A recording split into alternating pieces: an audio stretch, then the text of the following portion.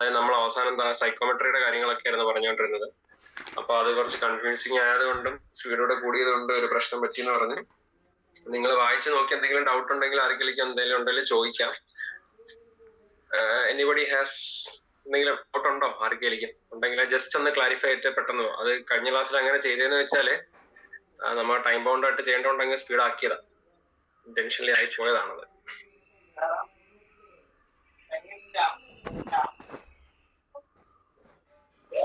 പിന്നെ നമ്മൾ എന്താ എഫിഷ്യൻസി അല്ല ഇതിന്റെ എന്താണ് എത്രത്തോളം നന്നായിട്ട് ഇത് പെർഫോം ചെയ്യുന്നെന്ന് പറയാനായിട്ട് ഉപയോഗിക്കുന്ന വാക്ക്. അതിന് പുതിയൊരു ടേമാണ് കോഎഫിഷ്യന്റ് ഓഫ് പെർഫോമൻസ്. അതിനെ COP നമ്മൾ ഷോർട്ടായിട്ട് പറയും. ആ COP എന്താണെന്ന് ഡിഫൈൻ ചെയ്തായിരുന്നു. അതിനുശേഷം ഒരു ടോപ്പിക് ഉണ്ടാകും, നമ്മൾ സ്കിപ്പ് ചെയ്തായിരുന്നു. കാര്യം എന്താണ് കാർനോട്ട് സൈക്കിൾ എന്താണെന്ന് പഠിപ്പിച്ചതിന് ശേഷം റിവേഴ്സ് കാർനോട്ട് സൈക്കിൾ എന്താണെന്ന് പറയാമെന്ന് പറഞ്ഞു. അതിനുശേഷം നമ്മുടെ കൺവെൻഷണൽ അല്ലെങ്കിൽ house hold refrigeration system work ചെയ്യുന്ന സൈക്കിളിനെയാണ് എന്താ VCRS, vapour compression refrigeration system അല്ലെ സൈക്കിൾ എന്ന് പറഞ്ഞു. അപ്പൊ അതിലെ കമ്പോണൻസ് എന്തൊക്കെയാണെന്ന് പറഞ്ഞായിരുന്നു. അതിനുശേഷം പിന്നെ നമ്മൾ സൈക്കോമെട്രി എന്താണെന്ന് പറഞ്ഞു. അതായത് മോയിസ്ചർ, അപ്പൊ മോയിസ്ചർ എന്താണെന്ന് പറഞ്ഞു. എന്നിട്ട് മോയിസ്ചറിന്റെ പ്രോപ്പർട്ടീസിനെ അയാളെ പറ്റിയുള്ള സ്റ്റഡിയാണ് സൈക്കോമെട്രി എന്ന് പറഞ്ഞു. പിന്നെ അയാളുടെ പ്രോപ്പർട്ടീസ് എന്തൊക്കെയാണെന്ന് പറഞ്ഞു, കുറെ പ്രോപ്പർട്ടീസ് പറഞ്ഞായിരുന്നു. അപ്പൊ അത് ഭയങ്കര ഇമ്പോർട്ടന്റ് ആണെന്ന് പറഞ്ഞു. അപ്പൊ അത് ജസ്റ്റ് എല്ലാം നോക്കുക. ഞാൻ നോട്ട് തന്നിരുന്നു, നോട്ടിലെല്ലാം കൃത്യമായിട്ട് പറയുന്നുണ്ട്. ഓക്കെ, അത്രയാണ് നമ്മൾ കഴിഞ്ഞ ക്ലാസ്സിൽ പറഞ്ഞത്. അപ്പൊ റെഫ്രിജറേഷൻ എന്താണെന്ന് എല്ലാവർക്കും ഏകദേശം ഒരു ധാരണ കിട്ടിക്കാണും. വലിയ ധാരണ ഉണ്ടായിട്ടുണ്ടെന്ന വിശ്വാസത്തോടെ നമുക്ക് നെക്സ്റ്റ് പോർഷനിലേക്ക് പോകാം. അതായത് എയർ കണ്ടീഷനിങ് ആണ്. അപ്പൊ നമ്മുടെ സിലബസ് എടുത്തു കഴിഞ്ഞാല് അപ്പൊ നമ്മൾ യൂണിറ്റ് ഓഫ് റെഫ്രിജറേഷൻ പറഞ്ഞു, കാർനോട്ട് സൈക്കിൾ സ്കിപ്പ്, COP പറഞ്ഞു, പിന്നെ VCRS അതായത് ഹൗസ് ഹോൾഡിന്റെ ആ വർക്കിംഗ് സൈക്കിളിന്റെ പേരാണ്. പിന്നെ നമ്മൾ എന്താ സൈക്കോമെട്രിക് പ്രോപ്പർട്ടീസ് ആണ് താഴെ കൊടുത്തേക്കുന്നത്. എന്താണ് dry bulb, wet bulb, relative humidity അത് പറഞ്ഞു, കൂളിംഗ് ആൻഡ് ഡീഹ്യൂമിഡിഫിക്കേഷൻ അതൊക്കെ പറഞ്ഞായിരുന്നു. ഇനി നമുക്ക് ഇന്ന് പറയാനുള്ളത് റെഫ്രിജറേഷൻ ബാക്കി ഉള്ള topic layout of unit and central air conditioning ആണ്. അതായത് നമ്മൾ റെഫ്രിജറേഷൻ പറഞ്ഞു നിർത്തി. ഇപ്പൊ ഇന്ന് നമുക്ക് ബാക്കി പറയാനുള്ളത് എയർ കണ്ടീഷനിങ് ആണ്. നമ്മൾ പറഞ്ഞു റെഫ്രിജറേഷന്റെയും എയർ കണ്ടീഷന്റെയും ഉള്ള കമ്പോണൻസ്, അതായത് നമ്മൾ പറഞ്ഞു റെഫ്രിജറേഷനകത്തുള്ള കമ്പോണൻസ് ഒരു കംപ്രസർ ഉണ്ടായിരിക്കും, ഒരു കണ്ടൻസർ ഉണ്ടായിരിക്കും, ഒരു എക്സ്പാൻഷൻ വാൽവ് ഉണ്ടായിരിക്കും, ഒരു ഇവാപ്പറേറ്റർ ഉണ്ടായിരിക്കും. ഒന്ന് കാണിക്കാം. ഇത്ര ഈ 4 കമ്പോണൻസ് ആണുള്ളത്. അതായത് ഒരു കംപ്രസർ, ഒരു കണ്ടൻസർ, ഒരു എക്സ്പാൻഷൻ വാൽവ്, പിന്നെ ഒരു ഇവാപ്പറേറ്റർ. അപ്പൊ ഇതേ 4 കമ്പോണൻസ് തന്നെ ആണ് എന്തിലും വരുന്നത്, നമ്മൾ ഇന്ന് പറയാൻ പോകുന്ന എയർ കണ്ടീഷനിങ്ങിനകത്തും വരുന്നത്. പക്ഷെ ഒരു പ്രത്യേകത എന്ന് വെച്ച് കഴിഞ്ഞാൽ ഈ പേര് പോലെ തന്നെ ഉണ്ട്. നമ്മളെ തണുപ്പിക്കുക മാത്രമല്ല ചെയ്യുന്നത്, അവിടുത്തെ എയറിനെ കണ്ടീഷൻ ചെയ്യുകയാണ് ചെയ്യുക. ഓക്കെ, പക്ഷെ റെഫ്രിജറേറ്ററിനകത്തിൽ നമുക്ക് അങ്ങനെ സംഭവം കിട്ടുന്നില്ലല്ലോ. നമ്മൾ ജസ്റ്റ് എന്താ ഒരു കൺഫൈൻഡ് സ്പേസിങ് അല്ലെങ്കിൽ നമ്മുടെ ഫ്രിഡ്ജിന്റെ ഫ്രീസർ എന്ന് പറയുന്ന ആ ഒരു സ്ഥലത്തെ അല്ലെങ്കിൽ ആ ഒരു പോർഷനെ ഫ്രിഡ്ജിന് വെളിയിലുള്ള സറൗണ്ടിങ് ടെമ്പറേച്ചറിനെക്കാട്ടിലും ഒരു താഴ്ന്ന ടെമ്പറേച്ചറിൽ മെയിൻറ്റെയിൻ ചെയ്ത് വെക്കുന്നു. ആ പ്രോസസ്സിനെയാണല്ലോ നമ്മൾ റെഫ്രിജറേഷൻ എന്ന് പറഞ്ഞത്. എയർ കണ്ടീഷനിങ് അത് മാത്രമല്ല, ഫ്രിഡ്ജ് തണുപ്പിക്കുക മാത്രമേ ചെയ്യുന്നത്, നമ്മളിവിടെ കണ്ടീഷനിങ് കൂടിയുണ്ട്. അതായത് നമ്മൾ 4 കാര്യങ്ങളാണ് എയർ കണ്ടീഷനിങ് ആക്കി ചെയ്യുന്നത്. അതായത് എയറിന്റെ പ്യൂരിറ്റി, എയറിന്റെ ഫ്ലോ ഡയറക്ഷൻ അല്ലെങ്കിൽ എയറിന്റെ വെലോസിറ്റി, അതേപോലെ എയറിന്റെ ടെമ്പറേച്ചർ, അതുപോലെ എയറിന്റെ ഹ്യൂമിഡിറ്റി. ഈ 4 കാര്യങ്ങൾ കണ്ടീഷൻ ചെയ്യുന്ന ആളായത് കൊണ്ടാണ്, അല്ലെങ്കിൽ എയറിനെ കണ്ടീഷൻ ചെയ്യുക ഈ പറയപ്പെടുന്ന 4 ക്രൈറ്റീരിയാസ് വെച്ചുകൊണ്ട് നമ്മൾ എയറിനെ കണ്ടീഷൻ ചെയ്യുന്നത് കൊണ്ടാണ് നമ്മുടെ AC അഥവാ എയർ കണ്ടീഷൻ ചെയ്യുന്ന ആളായതുകൊണ്ടാണ് കണ്ടീഷണർ എന്ന് പറയുന്നത്. അപ്പൊ 4 കാര്യങ്ങളാണ്, അത് ഓർക്കുക. ഒന്ന് നമ്മൾ AC ചെയ്യുന്ന കാര്യം എന്താണ്, ACയുടെ ടെമ്പറേച്ചർ അഡ്ജസ്റ്റ് ചെയ്യും അല്ലെ. നമുക്ക് കംഫർട്ടിന് പറ്റുന്ന രീതിക്ക് നമ്മളിപ്പം എന്താ എല്ലാവരും ഒന്നെങ്കിൽ സ്വന്തം വീട്ടിൽ AC ഉള്ളവരായിരിക്കാം, അല്ലെങ്കിൽ നമ്മൾ മറ്റുള്ള എവിടെയെങ്കിലും പോയപ്പോഴെങ്കിലും എല്ലാവർക്കും അറിയാവുന്ന കാര്യമാണ് നമ്മുടെ ടെമ്പറേച്ചർ മിക്കപ്പോഴും നമ്മൾ 16, 17, 18 ആയിരിക്കും സെറ്റ് ചെയ്ത്. ചിലപ്പോൾ നമ്മൾ 22 വരെ സെറ്റ് ചെയ്തിട്ടുണ്ടാവില്ല. ഓക്കെ, അപ്പം നമ്മുടെ ധാരണയിൽ തണുപ്പിക്കുക എന്നുള്ളത് മാത്രമാണ്. പക്ഷെ ഞാൻ പറഞ്ഞായിരുന്നു കഴിഞ്ഞ ക്ലാസ്സിൽ നമ്മൾ എന്താ തണുപ്പ് രാജ്യങ്ങൾ അതായത് യൂറോപ്യൻ കൺട്രീസ് എടുത്തു കഴിഞ്ഞാൽ അവിടെ നെഗറ്റീവ് ആണ് ടെമ്പറേച്ചർ, അല്ലെങ്കിൽ എന്താ 0 ഡിഗ്രി അല്ലെ അതിന് താഴേക്ക് 5 അല്ലെ അതിന് താഴേക്കാണ് പോകുന്നത്. അപ്പൊ അവരെ സംബന്ധിച്ച് നമുക്ക് എപ്പോഴും എന്താ കംഫർട്ട് കിട്ടുന്ന ഒരു ടെമ്പറേച്ചർ എന്ന് വെച്ച് കഴിഞ്ഞാൽ എന്താ ഒരു 22, 23, 20 to 24 റേഞ്ചാണ് നമ്മുടെ ഹ്യൂമൻ കംഫർട്ട് ടെമ്പറേച്ചർ എന്ന് പറയുന്നത്. അപ്പൊ അവരെ സംബന്ധിച്ച് നോക്കിക്കഴിഞ്ഞാൽ എന്താ തണുപ്പുള്ള സ്ഥലം എന്ന് പറയുമ്പോൾ എന്താ 0ക്ക് താഴേക്കാണ്. അപ്പൊ അതിൽ നിന്നും 24ലേക്ക് കൊണ്ടുവരും. അപ്പൊ നമ്മുടെ ഇവിടുന്ന് നേരെ തിരിച്ചാണ് അവിടെ ചെയ്യുന്നത് അല്ലെ. അപ്പം നമ്മുടെ ഹ്യൂമൻ കംഫർട്ടിനനുസരിച്ച് എന്താ നമ്മൾ ഒന്നാമത് AC ചെയ്യുന്ന എന്താ ACയുടെ ആ ടെമ്പറേച്ചർ അഡ്ജസ്റ്റ് ചെയ്യും. അത് ഒന്നാമത്തെ കാര്യം. പിന്നെ രണ്ടാമത് നമ്മൾ ചിലപ്പോൾ കാണുന്ന അതിന്റെ ആ എയർ വരുന്ന ആ ഒരു ഫ്ലാപ്പ് ഉണ്ടല്ലോ, ചിലടത്ത് ചെന്ന് കഴിഞ്ഞാൽ അത് കോൺസ്റ്റന്റ് ആയിട്ട് ഇങ്ങനെ നിൽക്കുകയായിരിക്കും ചെയ്യുക. ചിലടത്ത് ചെന്ന് കഴിഞ്ഞാൽ എന്താ ഫ്ലാപ്പ് മുകളിലേക്കും താഴേക്കും ഇങ്ങനെ എന്താ വേവ് ചെയ്യുന്ന അല്ലെ മൂവ് ചെയ്യുന്നത് കാണാൻ പറ്റും. അതുപോലെ നമ്മൾ കാറിൽ കയറി കഴിഞ്ഞാല് നമുക്കറിയാൻ പറ്റും. കാറിൽ നമുക്ക് AC-യുടെ ഡയറക്ഷൻസ് മാറ്റാൻ പറ്റും. അതിൽ കുറെ പടങ്ങൾ കൊടുത്തിട്ടുണ്ട്. നമ്മുടെ കാലിലേക്ക് അടിക്കുന്ന പടമുണ്ട്, നമ്മുടെ മുഖത്തേക്ക് അടിക്കുന്ന പടമുണ്ട്, പിന്നെ എന്താ കാറിന്റെ പടം കൊടുത്തിട്ട് മൊത്തത്തിൽ ഇങ്ങനെ ചരിച്ചൊരു ആരോ ഇട്ടേക്കുന്ന പടമുണ്ട്. അപ്പൊ എന്താ നമുക്ക് അതിന്റെ ഡയറക്ഷനെ കൺട്രോൾ ചെയ്യാൻ പറ്റും. അല്ലെങ്കിൽ സിംപ്ലി ഒന്നേ ഡയറക്ഷൻ അല്ലെങ്കിൽ ആ വരുന്ന എയറിന്റെ വെലോസിറ്റി കൺട്രോൾ ചെയ്യാൻ പറ്റും. അപ്പൊ രണ്ട് കാര്യങ്ങളായി. ഇനിയൊന്ന് ഹ്യൂമിഡിറ്റി. നമ്മൾ പറഞ്ഞായിരുന്നല്ലോ, ഹ്യൂമിഡിറ്റി കൂടി നിന്ന് കഴിഞ്ഞാൽ, നമ്മൾ കഴിഞ്ഞ ക്ലാസ്സിൽ കൊച്ചിയുടെയും മറ്റേ ബാംഗ്ലൂരിന്റെ ഒക്കെ കാര്യം എടുത്തിട്ട് പറഞ്ഞു. നമ്മുടെ കൊച്ചി, തിരുവനന്തപുരം അല്ലെ നമ്മുടെ കൊല്ലം ഒക്കെ എടുത്തു കഴിഞ്ഞാൽ ഹ്യൂമിഡിറ്റി ഭയങ്കര കൂടുതലായിരിക്കും. അപ്പൊ ഹ്യൂമിഡിറ്റി ബാംഗ്ലൂർ എടുത്തു കഴിഞ്ഞാൽ എന്താ ഹ്യൂമിഡിറ്റി കുറവായിരിക്കും. അപ്പൊ ഹ്യൂമിഡിറ്റി ഒരു നമുക്ക് കംഫർട്ട് ആവുന്ന ഒരു ഹ്യൂമിഡിറ്റി റേഞ്ച് ഉണ്ട്. ആ റേഞ്ചിൽ നിന്നാലല്ലേ നമുക്കൊരു കംഫർട്ട് ഫീൽ ഉള്ളൂ. നമ്മുടെ ഹ്യൂമിഡിറ്റി കൂടുതലായതുകൊണ്ടല്ലേ നമുക്ക് എവിടാ ഒന്നാമതിനകത്ത് പോവാ കണ്ണു പെരിക്കുന്നു എവിടേക്കും. അതെ അതെ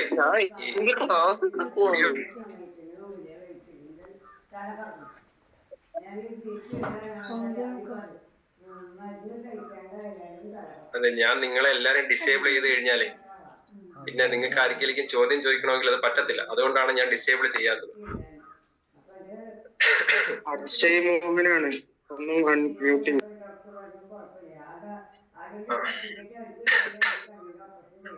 അതെ എനിക്ക് ഒരാളെ മാത്രമായിട്ട് മ്യൂട്ട് ചെയ്യാൻ പറ്റത്തില്ല. എനിക്ക് എല്ലാവരെയും ഒന്നിച്ച് മ്യൂട്ട് ചെയ്യാൻ പറ്റത്തുള്ളൂ. ഓക്കെ, നിങ്ങൾക്ക് നിങ്ങളുടെ പേഴ്സണലി മ്യൂട്ട് ചെയ്യാമല്ലോ, അത് മ്യൂട്ട് ചെയ്ത് വെക്കുക. അല്ലെങ്കിൽ ബാക്കിയുള്ള കുട്ടികൾക്ക് കൂടി അത് പ്രശ്നമാവും. ഓക്കെ, ഓട്ടെ കിട്ടേക്ക്, കുഴപ്പമില്ല.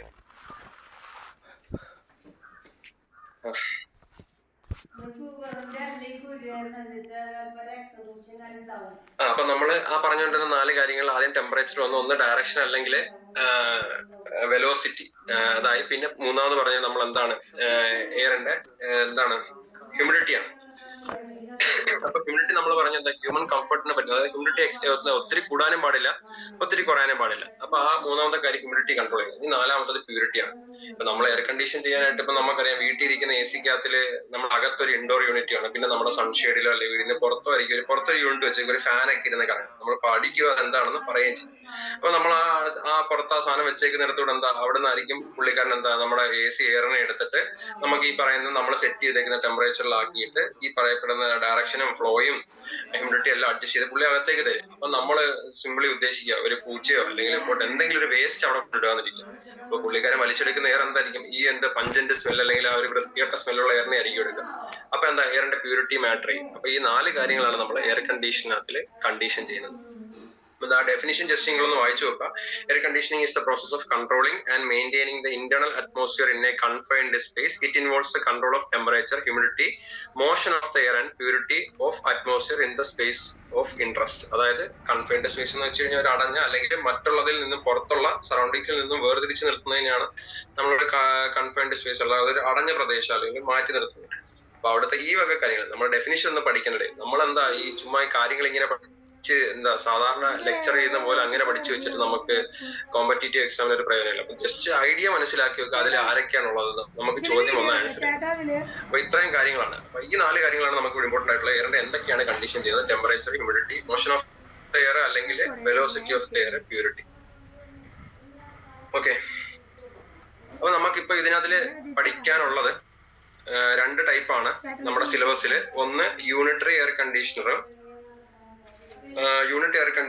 ഒന്ന് സെൻട്രൽ എയർ കണ്ടീഷണർ. അപ്പം ഈ സെൻട്രൽ എയർ കണ്ടീഷനിങ് ആദ്യം പറഞ്ഞിട്ട് അല്ലെ യൂണിറ്ററി എയർ കണ്ടീഷനിങ് പറഞ്ഞിട്ട് സെൻട്രലിലേക്ക് പോകും. അപ്പൊ നിങ്ങൾക്ക് കുറച്ചുകൂടി എളുപ്പമായിരിക്കും. അതായത് നിങ്ങൾ സൈക്കിള് സിനിമ കണ്ടിട്ടുണ്ടോ? വിനീത് ശ്രീനിവാസന്റെ അപ്പൊ കണ്ടിട്ടുണ്ടായിരിക്കും എന്ന് പ്രതീക്ഷിക്കുന്നു. അപ്പൊ അതിനകത്തില് പഴയ സിനിമയാണ്, എന്താ വിനീത് ശ്രീനിവാസനും മറ്റേ വിനു മോഹനും അങ്ങനെ ആരൊക്കെ ഉള്ളതാണ്. അപ്പൊ അതിനകത്തില് അവരെന്താ ബാങ്ക് റോബ് ചെയ്യുന്നുണ്ട്. റോബ് ചെയ്യാൻ നേരത്ത് എന്താ AC വെച്ചിരുന്ന ഒരു സാധനം, അല്ലെ ആ AC വെച്ചിരുന്ന് അന്നെങ്ങാണ്ടാണ് അവിടെ AC ഇൻസ്റ്റാൾ ചെയ്തത്. അപ്പൊ ആ AC എടുത്ത് മാറ്റിയിട്ട് അതുവഴിയാണ് അവർ ആ ബാങ്കിലേക്ക് കയറുന്നത്. അപ്പം ഇപ്പൊ നമ്മുടെ വീട്ടിലിരിക്കുന്ന എല്ലാ AC-ക്ക് 2 യൂണിറ്റ് ആണുള്ളത്. നമ്മൾ അന്ന് പഠിപ്പിക്കാൻ നേരത്ത് നമ്മൾ പറഞ്ഞായിരുന്നു, നമ്മുടെ എയർ കണ്ടീഷനിങ് അല്ലെങ്കിൽ റെഫ്രിജറേഷൻ സിസ്റ്റത്തിലെ 4 കമ്പോണന്റ് ആണ്. അതില് കംപ്രസറും കണ്ടൻസറും ഇരിക്കുന്നത് ചൂടുള്ള സൈഡിലും, നമ്മുടെ രണ്ടാമത്തെ 2 കമ്പോണന്റ്സ് ആയ എക്സ്പാൻഷൻ വാൽവും ഇവാപറേറ്റർ, അതായത് ഫ്രിഡ്ജിൽ എടുത്തു കഴിഞ്ഞാൽ ഫ്രിഡ്ജിന്റെ ബാക്കിൽ താഴെയാണ് കംപ്രസർ, പുറകിൽ ആ ജാലി പോലുള്ളത് കണ്ടൻസർ, പിന്നെന്താ തണുപ്പിക്കുന്ന സ്ഥലമായി ഇവാപറേറ്ററും എക്സ്പാൻഷൻ വാൽവും, അത് രണ്ടും എന്താ കോൾഡ് സൈഡ്. അപ്പൊ നമുക്ക് രണ്ടായിട്ട് തിരിക്കാൻ പറ്റും 4 കമ്പോണന്റ്. 2 ആൾക്കാർ ഹോട്ട് സൈഡ്, 2 ആൾക്കാർ കോൾഡ് സൈഡ്.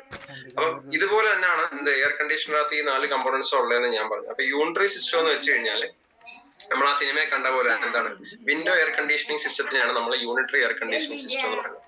അപ്പൊ അതിനകത്തില് AC-യുടെ അകത്തേക്ക് ഇരിക്കുന്ന പോർഷൻ, അതായത് നമുക്ക് റൂമിനകത്തേക്കായിരിക്കുമല്ലോ തണുപ്പിക്കേണ്ട, ആ തണുപ്പിക്കേണ്ട സൈഡിലായിരിക്കും നമ്മുടെ ഇവാപ്പറേറ്ററും നമ്മുടെ എക്സ്പാൻഷൻ.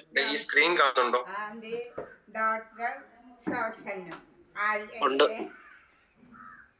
Okay fine. അപ്പൊ നമ്മുടെ 4 കമ്പോണൻസ് ഉണ്ട്. ആ 4 കമ്പോണൻസ് ഒക്കെ തന്നെയാണ് ഈ ഫിഗറിലും കാണിച്ചേക്കുന്നത്.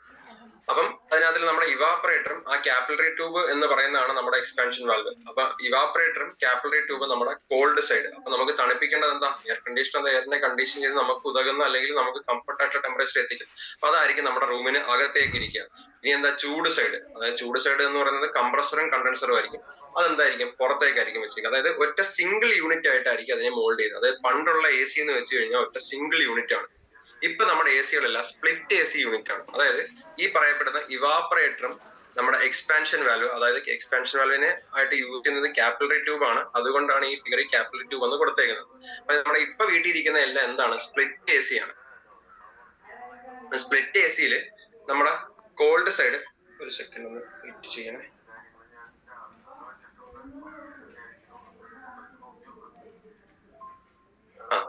അപ്പൊ നമ്മുടെ ഇപ്പൊ വീട്ടിലിരിക്കുന്ന സ്പ്ലിറ്റ് AC. അപ്പൊ അതിനകത്ത് കോൾഡ് സൈഡ്, അതായത് തണുപ്പിക്കുന്ന സൈഡ് എന്ന് പറയുന്ന ഇവാപ്പറേറ്ററും എക്സ്പാൻഷൻ വാൽവും നമ്മുടെ വീടിനകത്തേക്കായിരിക്കും ഇരിക്കുക. ബാക്കി എന്താ? ആ ചൂടുള്ള സൈഡ്, അതായത് കംപ്രസറും കണ്ടൻസറും ആയിരിക്കും നിങ്ങൾ എന്താ സൺഷെയ്ഡിലോ അല്ലെങ്കിൽ വീടിന് പുറത്തൊക്കെ വെച്ചിരിക്കുന്നത്. അപ്പൊ നമ്മൾ ഇപ്പൊ യൂസ് ചെയ്യുന്നത് എന്താ?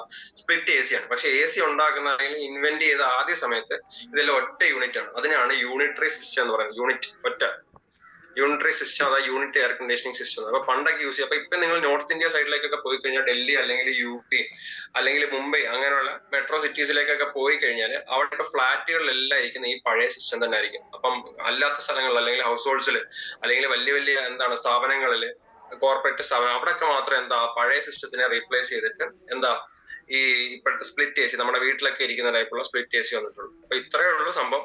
യൂണിറ്ററി സിസ്റ്റം എന്ന് വെച്ച് കഴിഞ്ഞാൽ ഇതിനെ ഒറ്റ സിസ്റ്റം ആയിട്ട് മാനുഫാക്ചർ ചെയ്ത് വെച്ചേക്കാണ്. എന്നിട്ട് ഒരു സെൻട്രൽ ആക്സിസിലായിരിക്കും ഒരു ഫാൻ കൊടുത്തേക്കുന്നത്. നമ്മുടെ എന്താ ഇവാപ്പറേറ്ററിനകത്ത്, അതായത് നമ്മുടെ ഫ്രിഡ്ജിനകത്ത് ഒരു ഫാൻ ഉണ്ട്. എന്താ ആ ഉണ്ടാവുന്ന തണുത്ത വായുവിനെ അതിനകത്തേക്ക് ഈവൻലി ഡിസ്ട്രിബ്യൂട്ട് ചെയ്യാനായിരിക്കും. ഇനി എന്താ കോൾഡ് സൈഡിലും ഫാൻ ഉള്ളത് പോലെ തന്നെ ഹോട്ട് സൈഡിൽ ഒരു ഫാൻ കാണും. കാര്യം എന്താ? കണ്ടൻസറിൽ നിന്ന് പുറത്തേക്ക് കളയുന്ന ചൂട് വായുവിനെ അടിച്ച് പ്രോപ്പറായിട്ട് പുറത്തേക്ക് കളയാൻ വേണ്ടിയിട്ട്. അപ്പം ഈ യൂണിറ്ററി സിസ്റ്റത്തിന്റെ പ്രത്യേകത എന്ന് വെച്ച് കഴിഞ്ഞാൽ ഒരു സിംഗിൾ ആക്സിസിന്റെ അപ്പുറത്തും ഇപ്പുറത്തും ആയിട്ടായിരിക്കും ഒരേ ഫാൻ ഫിറ്റ് ചെയ്ത് വെച്ചേക്കുക. ഹോൾ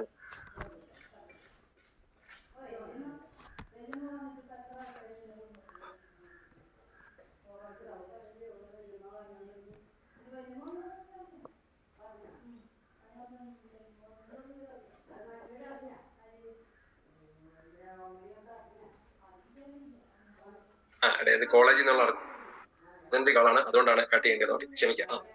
അപ്പം നമ്മൾ ഇതിനകത്ത് ഇത്രയും കാര്യം അറിഞ്ഞിരുന്ന യൂണിറ്ററി സിസ്റ്റം എന്ന് വെച്ച് കഴിഞ്ഞാൽ നമ്മുടെ ഇപ്പം വീട്ടിലിരിക്കുന്ന AC സിസ്റ്റം നിങ്ങൾക്ക് എല്ലാം അറിയാവുന്നതാണ്. അതിനകത്ത് 2 യൂണിറ്റ് ആക്കിയാണ് മാനുഫാക്ചർ ചെയ്ത് വെച്ചിരിക്കുന്നത്. ആദ്യം ഉണ്ടാക്കിയിരുന്നത് അല്ലെങ്കിൽ ഫസ്റ്റ് എയർ കണ്ടീഷണർ മാനുഫാക്ചർ ചെയ്തപ്പോൾ ഒറ്റ യൂണിറ്റ് ആയിട്ടായിരുന്നു ചെയ്തിരുന്നത്. അതിന്റെ അലൈൻമെന്റ് ഇങ്ങനെയാണ്. അതായത് തണുപ്പിക്കുന്ന സൈഡ് ഒരു, അതായത് നമ്മളൊരു വാളിൽ ഭിത്തി തുറന്ന് ഭിത്തിക്കകത്തായിരിക്കും വെക്കുന്നത്. അതിനാണ് ഞാൻ ആ സിനിമയുടെ ഉദാഹരണം പറഞ്ഞ സൈക്കിള്. ഭിത്തി തുറന്നല്ലടെ വെച്ചേക്കുന്നത്. അപ്പൊ തണുപ്പിക്കുന്ന ഭാഗം അകത്തേക്കും ചൂടുള്ള ഭാഗം പുറത്തേക്കും വെക്കും. അപ്പൊ ഇതിന്റെ പ്രശ്നം എന്ന് പറഞ്ഞു കഴിഞ്ഞാൽ, ഇപ്പൊ നമ്മളൊരു ഫ്ലാറ്റ് എടുക്കുക. ഫ്ലാറ്റ് എന്ന് വെച്ച് കഴിഞ്ഞാൽ അടുത്തടുത്തടുത്ത റൂമുകളായിരിക്കും. അപ്പുറത്തെ റൂം ഇപ്പുറത്തെ റൂം. അപ്പൊ നോക്കേ, ഒരാളുടെ എക്സോസ്റ്റ് അല്ലെങ്കിൽ ഒരാളുടെ ചൂട് ഭാഗം പുറത്തേക്കല്ലേ ഇരിക്കുന്നത്. അപ്പം ഇങ്ങനെ ഫ്ലാറ്റ് എടുത്തു കഴിഞ്ഞാല് എല്ലാ AC-കളുടെയും കൂടെ ഔട്ട് പുറത്തേക്കായിരിക്കും കൊടുക്കുക അല്ലേ? എന്നിട്ട് ഈ പുറത്തുനിന്ന് തന്നെ എയർ എടുത്തിട്ടായിരിക്കത്തില്ലടെ ഈ പുള്ളിക്കാരൻ എന്ത് തണുപ്പിക്കാനായിട്ട് എടുക്കുന്നത്. അപ്പം പുറത്ത് അവിടെ ഉണ്ടാവുന്ന ആ ഒരു ക്ലൗഡിലുള്ള എയറിന്റെ ടെമ്പറേച്ചർ എന്തായിരിക്കും? ഭയങ്കര കൂടുതലായിരിക്കും. അപ്പൊ ശരിക്കും നമുക്ക് എഫക്റ്റീവ്ലി നമുക്ക് കിട്ടേണ്ട ആ ഒരു തണുപ്പ് അല്ലെങ്കിൽ ആ AC-യുടെ പെർഫോമൻസ് നമുക്ക് കിട്ടത്തില്ല. അതാണ് അതിന്റെ ഒരു പ്രശ്നം എന്ന് വെച്ച് കഴിഞ്ഞാൽ. മറ്റേതെന്താ? രണ്ട് യൂണിറ്റ് ആയിട്ടായിരിക്കും ഇരിക്കുക. അപ്പൊ കുറച്ച് ഡിസ്റ്റൻസും കാര്യങ്ങളും ഒക്കെ ഉള്ളതുകൊണ്ട് അതിന് എഫിഷ്യൻസി കൂടുതലായിരിക്കും. അല്ലാതെ തന്നെ ഇൻബിൽറ്റ്ലി ഇതിന്റെ എഫിഷ്യൻസി വളരെ മോശമാണ്.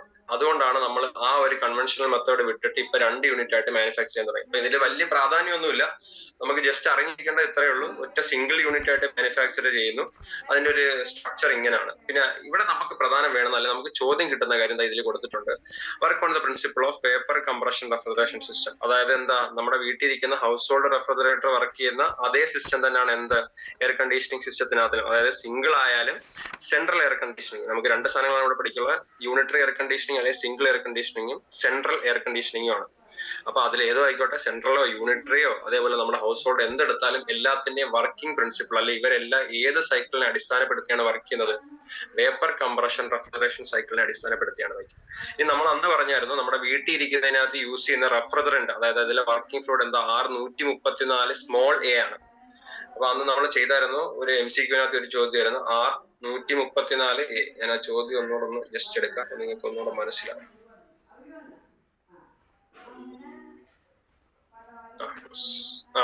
ഇതാണ് നമ്മുടെ ഹൗസ് ഹോൾഡ് റെഫ്രിജറന്റ് യൂസ് ചെയ്യുന്ന, അല്ലെ ഹൗസ് ഹോൾഡ് റെഫ്രിജറേഷൻ സിസ്റ്റത്തിൽ യൂസ് ചെയ്യുന്ന റെഫ്രിജറന്റ്. വർക്കിംഗ് ഫ്ലൂയിഡ് ഉണ്ടെന്ന് ഞാൻ പറഞ്ഞ ഗ്യാസ് നിറയ്ക്കുമെന്ന് പറഞ്ഞില്ലേ, അപ്പൊ അത് R134A ആണ്. പക്ഷെ നമ്മൾ ഇപ്പൊ പറഞ്ഞുകൊണ്ടിരിക്കുന്ന ഈ യൂണിറ്ററി സിസ്റ്റത്തിനകത്ത് യൂസ് ചെയ്യുന്ന റെഫ്രിജറന്റ് ഈ പറയപ്പെടുന്ന ആൾക്കാരാണ്. ഫ്രീയോൺ 12 അല്ലെങ്കിൽ R12 എന്ന് പറഞ്ഞു, അല്ലെങ്കിൽ ഫ്രീയോൺ 22 അല്ലെ R22. നമുക്ക് ഇവിടുത്തെ ഏരിയ ഓഫ് ഇൻട്രസ്റ്റ് അല്ലെങ്കിൽ നമ്മുടെ ഫോക്കസ് ഏരിയ എന്ന് പറയുന്നത് ഈ പറയുന്ന ആൾക്കാരാണ്. ഇയാളുടെ വർക്കിംഗ് പ്രിൻസിപ്പൽ, ഇയാൾ എന്ത് സൈക്കിളിനെ ബേസ് ചെയ്ത വർക്ക് ചെയ്യുന്ന VCRS അഥവാ വേപ്പർ കംപ്രഷൻ റെഫ്രിജറേഷൻ സൈക്കിളാണ്. ഇതിനകത്ത് യൂസ് ചെയ്യുന്ന റെഫ്രിജറന്റ് ഈ പറയപ്പെടുന്ന ആൾക്കാരാണ്. പിന്നെ ഇതിനകത്ത് ആലോചിക്കുക, ഇവരെന്താണ് ഒറ്റ സിംഗിൾ യൂണിറ്റ് ആയിട്ടാണ് മോൾഡ് ചെയ്യുക. അതില് കോൾഡ് സൈഡ് അഥവാ നമുക്ക് തണുപ്പിക്കേണ്ട സൈഡ് അകത്തേക്കും ഹോട്ട് സൈഡ് പുറത്തേക്കുമായിട്ടായിരിക്കും വെക്കുക. അപ്പൊ ഇതിന്റെ എഫിഷ്യൻസി എന്ന് പറയുന്നത് വളരെ കുറവായിരിക്കും. ഇനി അതിന്റെ നോർമൽ കപ്പാസിറ്റി, നമ്മൾ വീട്ടിൽ AC മേടിക്കാൻ പോകുമ്പോൾ 1 ടണ്ണിന്റെ AC, 2 ടണ്ണിന്റെ AC, 1.5 ടണ്ണിന്റെ AC, ആ കാര്യങ്ങളാണ് പറഞ്ഞിരിക്കുന്നത്. അപ്പൊ നമുക്ക് ഇത്രയും കാര്യങ്ങൾ മതി. കാര്യം നമ്മള് ഡിസ്ക്രിപ്റ്റീവ് എക്സാം ഒന്നും അല്ല എഴുതാൻ പോകുന്നത്. അപ്പൊ നമുക്ക് ഈ വക കാര്യങ്ങളാണ് വേണ്ടത്. അല്ല ഇതിന്റെ ഡീറ്റെയിൽഡ് ആയിട്ട് നമുക്ക് പറഞ്ഞിട്ടോ പഠിച്ചിട്ടോ അങ്ങ് ഒരു കാര്യമില്ല. അപ്പൊ ജസ്റ്റ് നിങ്ങൾ വായിച്ചു നോക്കുക. നമുക്കിവിടെ വേറെ ഏരിയ ഓഫ് ഇൻട്രസ്റ്റ് അല്ലെ വേറെ കാര്യങ്ങളൊന്നുമില്ല. ഇനി നമുക്ക് പഠിക്കാനുള്ളത് സെൻട്രൽ എയർ കണ്ടീഷനിങ് സിസ്റ്റം ആണ്. അപ്പൊ നമുക്കിപ്പോ ഒരു വീടോ അല്ലെങ്കിൽ ഒരു വീട്ടിൽ 1-2 റൂമോ അങ്ങനെ ചെറിയ കുറച്ച് സ്പേസ് അല്ലെ കുറച്ച് ഏരിയകളാണ് തണുപ്പിക്കണ്ടെങ്കിൽ നമുക്ക് സിംഗിൾ AC-കളായിട്ട് വെക്കാം. അതായത് ഇപ്പൊ ഒരു റൂം തണുപ്പിക്കണമെങ്കിൽ ആ ഒരു റൂമിൽ ഒരു AC വെക്കാം. അല്ലെ റൂമിന്റെ കപ്പാസിറ്റി ഇപ്പൊ നമ്മുടെ സെമിനാർ ഹോളൊക്കെ കോളേജിലെയോ അല്ലെങ്കിൽ സ്കൂളുകളിലെ സെമിനാർ ഹോളോ അല്ലെങ്കിൽ അങ്ങനെ കൺവെൻഷൻ റൂമുകളോ ഒക്കെ എടുത്തു കഴിഞ്ഞാൽ നിങ്ങൾക്ക് അറിയാൻ പറ്റും. കുറച്ച്, അതായത് ഇപ്പൊ ഒരു 2 റൂം ചേർത്ത് വെച്ചോ 3 റൂം ചേർത്ത് വെച്ചോ അങ്ങനെയൊക്കെ ഉള്ളതാണെങ്കിൽ ചിലപ്പോൾ 1, 2, 3 AC ഒക്കെ വെച്ചാൽ നമ്മുടെ കാര്യം നടക്കും.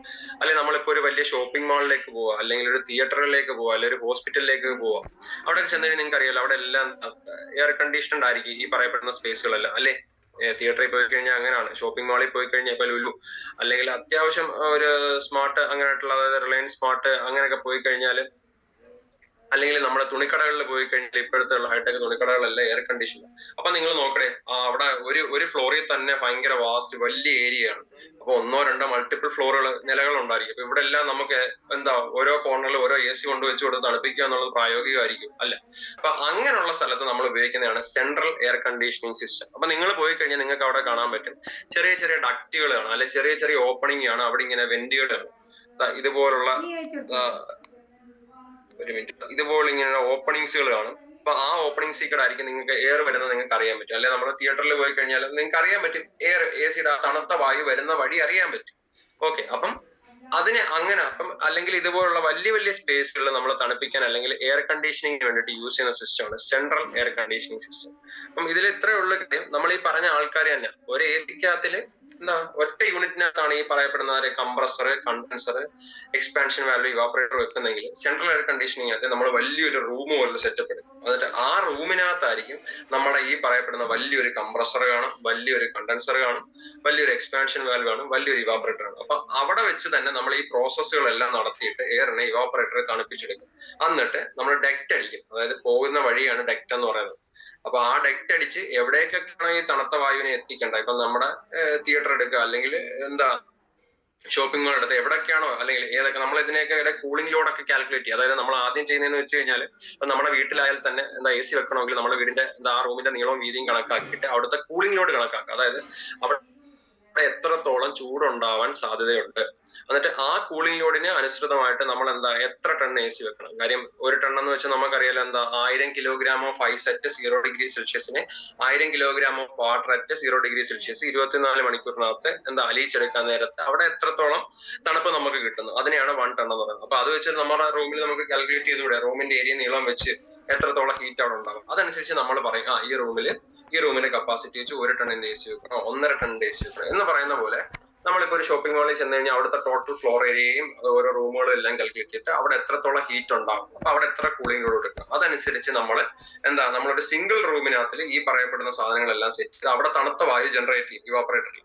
എന്നിട്ട് ഡക്റ്റ്, അതായത് പൈപ്പ്, സിമ്പിളി പറഞ്ഞ എന്താ, നമ്മുടെ വീട്ടിൽ ഇപ്പം ടാങ്കിൽ നിന്ന് വെള്ളം കൊണ്ടുവരുന്നത് എങ്ങനെയായിരിക്കും, ബാക്കിയുള്ള എല്ലാത്തിലേക്കും പൈപ്പ് എന്താ PVC പൈപ്പ് അടിച്ചിട്ട് നമുക്ക് എവിടെയൊക്കെ എടുക്കേണ്ട അവിടെ എല്ലാം എന്താ ഓരോ ടാപ്പ് വെക്കും അല്ലേ, സെയിം പരിപാടിയാണ്.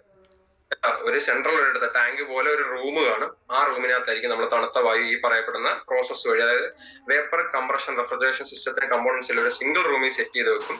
അവിടെ തണുത്ത വായു ഉണ്ടാക്കുക. എന്നിട്ട് നമ്മൾ പൈപ്പിൽ വെള്ളം കൊണ്ടുവരുന്ന പോലെ എവിടെയൊക്കെ തണുപ്പിക്കണ്ടോ, അപ്പോൾ നമ്മുടെ കൂളിങ്ങിനോടനുസരിച്ച് നമ്മൾ മനസ്സിലാക്കും എവിടെയൊക്കെ എത്രയൊക്കെ ഓപ്പണിംഗ് വഴി എന്താ കോൾഡ് എയർ കൊടുക്കണം, എന്നാൽ അവിടെ തണുപ്പ് നമുക്ക് ഫീൽ ചെയ്യും അല്ലേ. ഇപ്പൊ ചിലയിടത്തൊക്കെ പോയി കഴിഞ്ഞാല് ഇപ്പൊ എന്താ നമ്മൾ AC-ക്കകത്തിൽ നമ്മുടെ കൂളിംഗ് അഡ്ജസ്റ്റ് ചെയ്യത്തില്ലേ, അതുപോലെ തന്നെ എന്താ തിയേറ്ററിൽ പോയി കഴിഞ്ഞാൽ മഴയുള്ള സമയമാണെങ്കിൽ ചിലപ്പോൾ അവർ AC ഇടത്തില്ല, അല്ലെ AC-യുടെ ഇത് കുറച്ചായിരിക്കും ഇട്ടേക്ക്.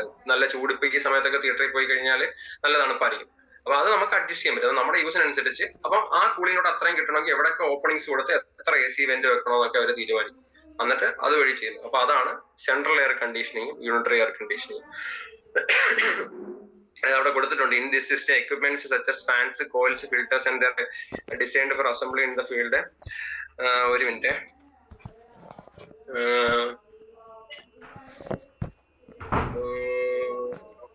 refrigerant evaporates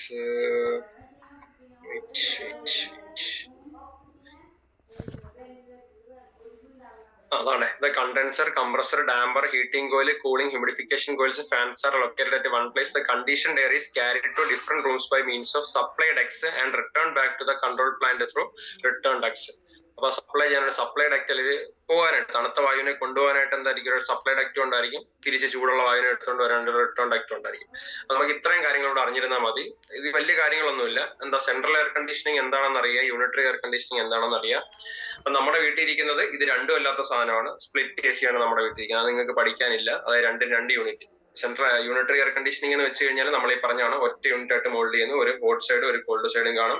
central air conditioning എന്ന് വെച്ച് കഴിഞ്ഞാൽ ഇവയെല്ലാം എന്താ ഒരു സിംഗിൾ റൂമിൽ സെറ്റ് ചെയ്തിട്ട് കോൾഡ് വായുവിനെ അല്ലെങ്കിൽ നമുക്ക് വേണ്ടുന്ന എന്താ കണ്ടീഷൻഡ് എയറിനെ ജനറേറ്റ് ചെയ്തിട്ട് ഡക്ട് സിസ്റ്റം വഴി അതിനെ ആ പറയപ്പെടുന്ന സ്ഥലങ്ങളിലേക്ക് പ്രൊവൈഡ് ചെയ്യും. അപ്പൊ ഇതിന്റെ കുറെ കമ്പോണൻസും കാര്യങ്ങളൊക്കെ ഉണ്ട്.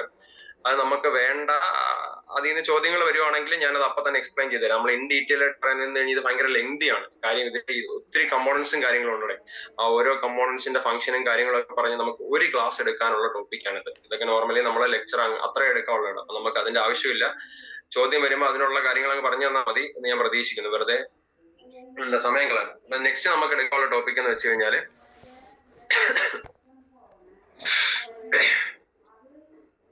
എന്താണ് ഹൈഡ്രോളിക് ഡിവൈസസ് ആണ്. അതായത് ഹൈഡ്രോളിക് ഡിവൈസ് എന്ന് വെച്ചാൽ ഹൈഡ്രോളിക് എന്ന് വെച്ചാൽ സംതിങ് റിലേറ്റഡ് ടു വാട്ടർ ആണ്.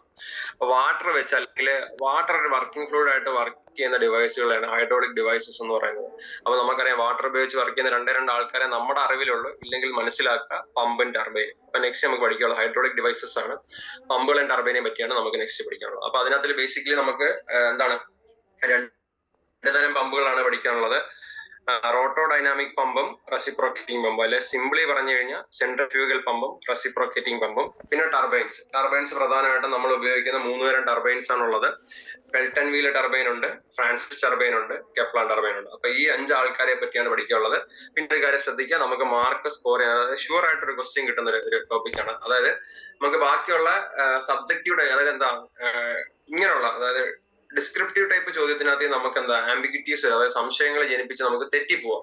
പക്ഷെ ഒരു പ്രോബ്ലമാറ്റിക് ആയിട്ടുള്ളൊരു ഇവിടെ കാണണം, യെസ് ഉണ്ട്, ഇവിടെ ഒരു പ്രോബ്ലമാറ്റിക് ആയിട്ടുള്ള ഒരു മൾട്ടിപ്പിൾ ചോയ്സ് ക്വസ്റ്റ്യൻ വന്നു കഴിഞ്ഞാൽ അതിന്റെ ഒരു അഡ്വാൻറ്റേജ് എന്ന് വെച്ച് കഴിഞ്ഞാൽ നമുക്ക് എന്താ അത് പ്രോപ്പറായിട്ട് ഇക്വേഷൻസ് അറിയാമെങ്കിൽ ചെയ്ത് ഉത്തരം കിട്ടും. അവിടെ നമുക്ക് എന്താ പരീക്ഷ എടുത്താലും അങ്ങനെയല്ലേ, ഒരു തിയറിക്ക് ആൻസർ എഴുതി കഴിഞ്ഞ് കഴിഞ്ഞാൽ ഫുൾ മാർക്ക് കിട്ടണമെന്നല്ല. പക്ഷെ ഒരു പ്രോബ്ലം ചെയ്തെടുത്താൽ എന്താ അവിടെ കറക്റ്റ് എക്സാക്ട് നമുക്ക് ആ ഫുൾ മാർക്കും കിട്ടും എന്ന് പറയുന്ന പോലെയാണ് എന്ത് കോമ്പറ്റേറ്റീവ് എക്സാമിന്റെയും പ്രോബ്ലം എന്ന് പറയുന്നത്. അപ്പൊ ഇവിടുന്ന് നമുക്ക് ഡെഫിനറ്റ് ആയിട്ട് വരുന്ന സാധനം എന്ന് വെച്ച് കഴിഞ്ഞാല് പ്രോബ്ലം ആണ്. അല്ലാതെ തിയറി ക്വസ്റ്റ്യൻസും വരാം, പക്ഷെ പ്രോബ്ലം ചോദിക്കാനാണ് സാധ്യത കൂടുതൽ. അപ്പം ഒന്ന് ശ്രദ്ധിച്ചിരിക്കാം. അപ്പൊ നമ്മൾ ഹൈഡ്രോളിക് മെഷീൻസിനെയാണ് പറയുന്നത്. അപ്പൊ ഹൈഡ്രോളിക് മെഷീനറി എന്ന് വെച്ച് കഴിഞ്ഞാൽ പറഞ്ഞിട്ടുണ്ട്, ഹൈഡ്രോളിക് മെഷീൻസ് ആർ മെഷീനറി എന്താ ഉപകരണങ്ങളാണ് and tools that use liquid fluid power to do simple work. അതായത് വെള്ളത്തിന്റെ പവറിനെ അല്ലെ വെള്ളത്തിന്റെ ശക്തി ഉപയോഗിച്ചുകൊണ്ട് വർക്ക് ചെയ്യാനാണ് അല്ലെ വർക്ക് ചെയ്യുന്ന ആൾക്കാരെയാണ് നമ്മൾ ഹൈഡ്രോളിക് മെഷീനറീസ് എന്ന് പറയുന്നത്. അപ്പൊ അതിൽ നമ്മൾ ആദ്യം പറയാൻ പോകുന്ന ഹൈഡ്രോളിക് പമ്പുകളാണ്. നമുക്ക് പ്രധാനമായിട്ട് ഈ പമ്പുകളെ പല ക്ലാസിഫിക്കേഷൻസ് ഒക്കെ ഉണ്ടേ. നമുക്കിപ്പോ അതൊന്നും വേണ്ട, നമുക്ക് 2 പമ്പ് പഠിക്കാനുണ്ട്, അതങ്ങ് പറയാം. അപ്പൊ ആ 2 പമ്പ്, ഒന്ന് സെൻട്രിഫ്യൂഗൽ പമ്പാണ്, ഒന്ന് റെസിപ്രോക്കേറ്റിംഗ് പമ്പാണ്. സെൻട്രിഫ്യൂഗൽ പമ്പ് എന്ന് വെച്ചാൽ നമ്മുടെ വീട്ടിലൊക്കെ ഇരിക്കുന്ന പമ്പില്ലേ വെള്ളം അടിച്ച് കയറ്റാനായിട്ട് ഉപയോഗിക്കുന്ന നമ്മുടെ ഇറക്കി വെച്ചേക്കുന്നത് അയാളുടെ പറയുന്ന പേരാണ് സെൻട്രിഫ്യൂഗൽ പമ്പ്. അതായത് അതേപോലെ നമ്മൾ ഇറിഗേഷൻ പർപ്പസിനൊക്കെ യൂസ് ചെയ്യുന്നത്, അതായത് എന്താ നമ്മുടെ വയലുകളിലോ അല്ലെങ്കിൽ അതുപോലുള്ള എന്തെങ്കിലും വലിയ വലിയ ഫാമുകളിലോ അവിടെ ഇറിഗേഷൻ പർപ്പസിനെല്ലാം യൂസ് ചെയ്യുന്നത്. അതായത് ലോകത്താകമാനം നമ്മള് പമ്പിംഗ് പർപ്പസിന് വേണ്ടിയിട്ട് പമ്പുകൾ ഉപയോഗിക്കുന്നതിൽ 85% ഉപയോഗിക്കുന്നത് എന്ത് പമ്പാണ്? സെൻട്രിഫ്യൂഗൽ പമ്പാണ്. ഇനി ഹൈ പ്രഷർ ആപ്ലിക്കേഷൻസിന് വേണ്ടിയിട്ടാണ് നമ്മൾ റെസിപ്രോക്കേറ്റിംഗ് പമ്പ് ഉപയോഗിക്കുന്നത്. അപ്പൊ നിങ്ങളൊരു കാര്യം ആലോചിക്കുക, കൂടുതലായിട്ട് ഉപയോഗിക്കുന്ന എന്ത് പമ്പാണ്? സെൻട്രിഫ്യൂഗൽ പമ്പാണ്. ഹൈ പ്രഷർ ആപ്ലിക്കേഷൻസിന് വേണ്ടി മാത്രമേ നമ്മൾ എന്ത് പമ്പിനെ ഉപയോഗിക്കത്തുള്ളൂ?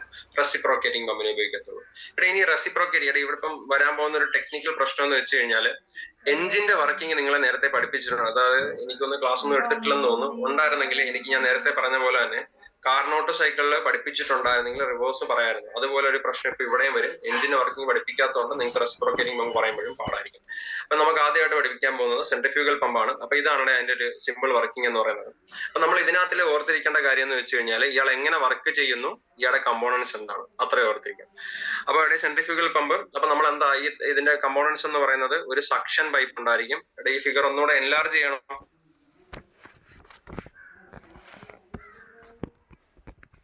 കുഴപ്പമില്ല സാർ.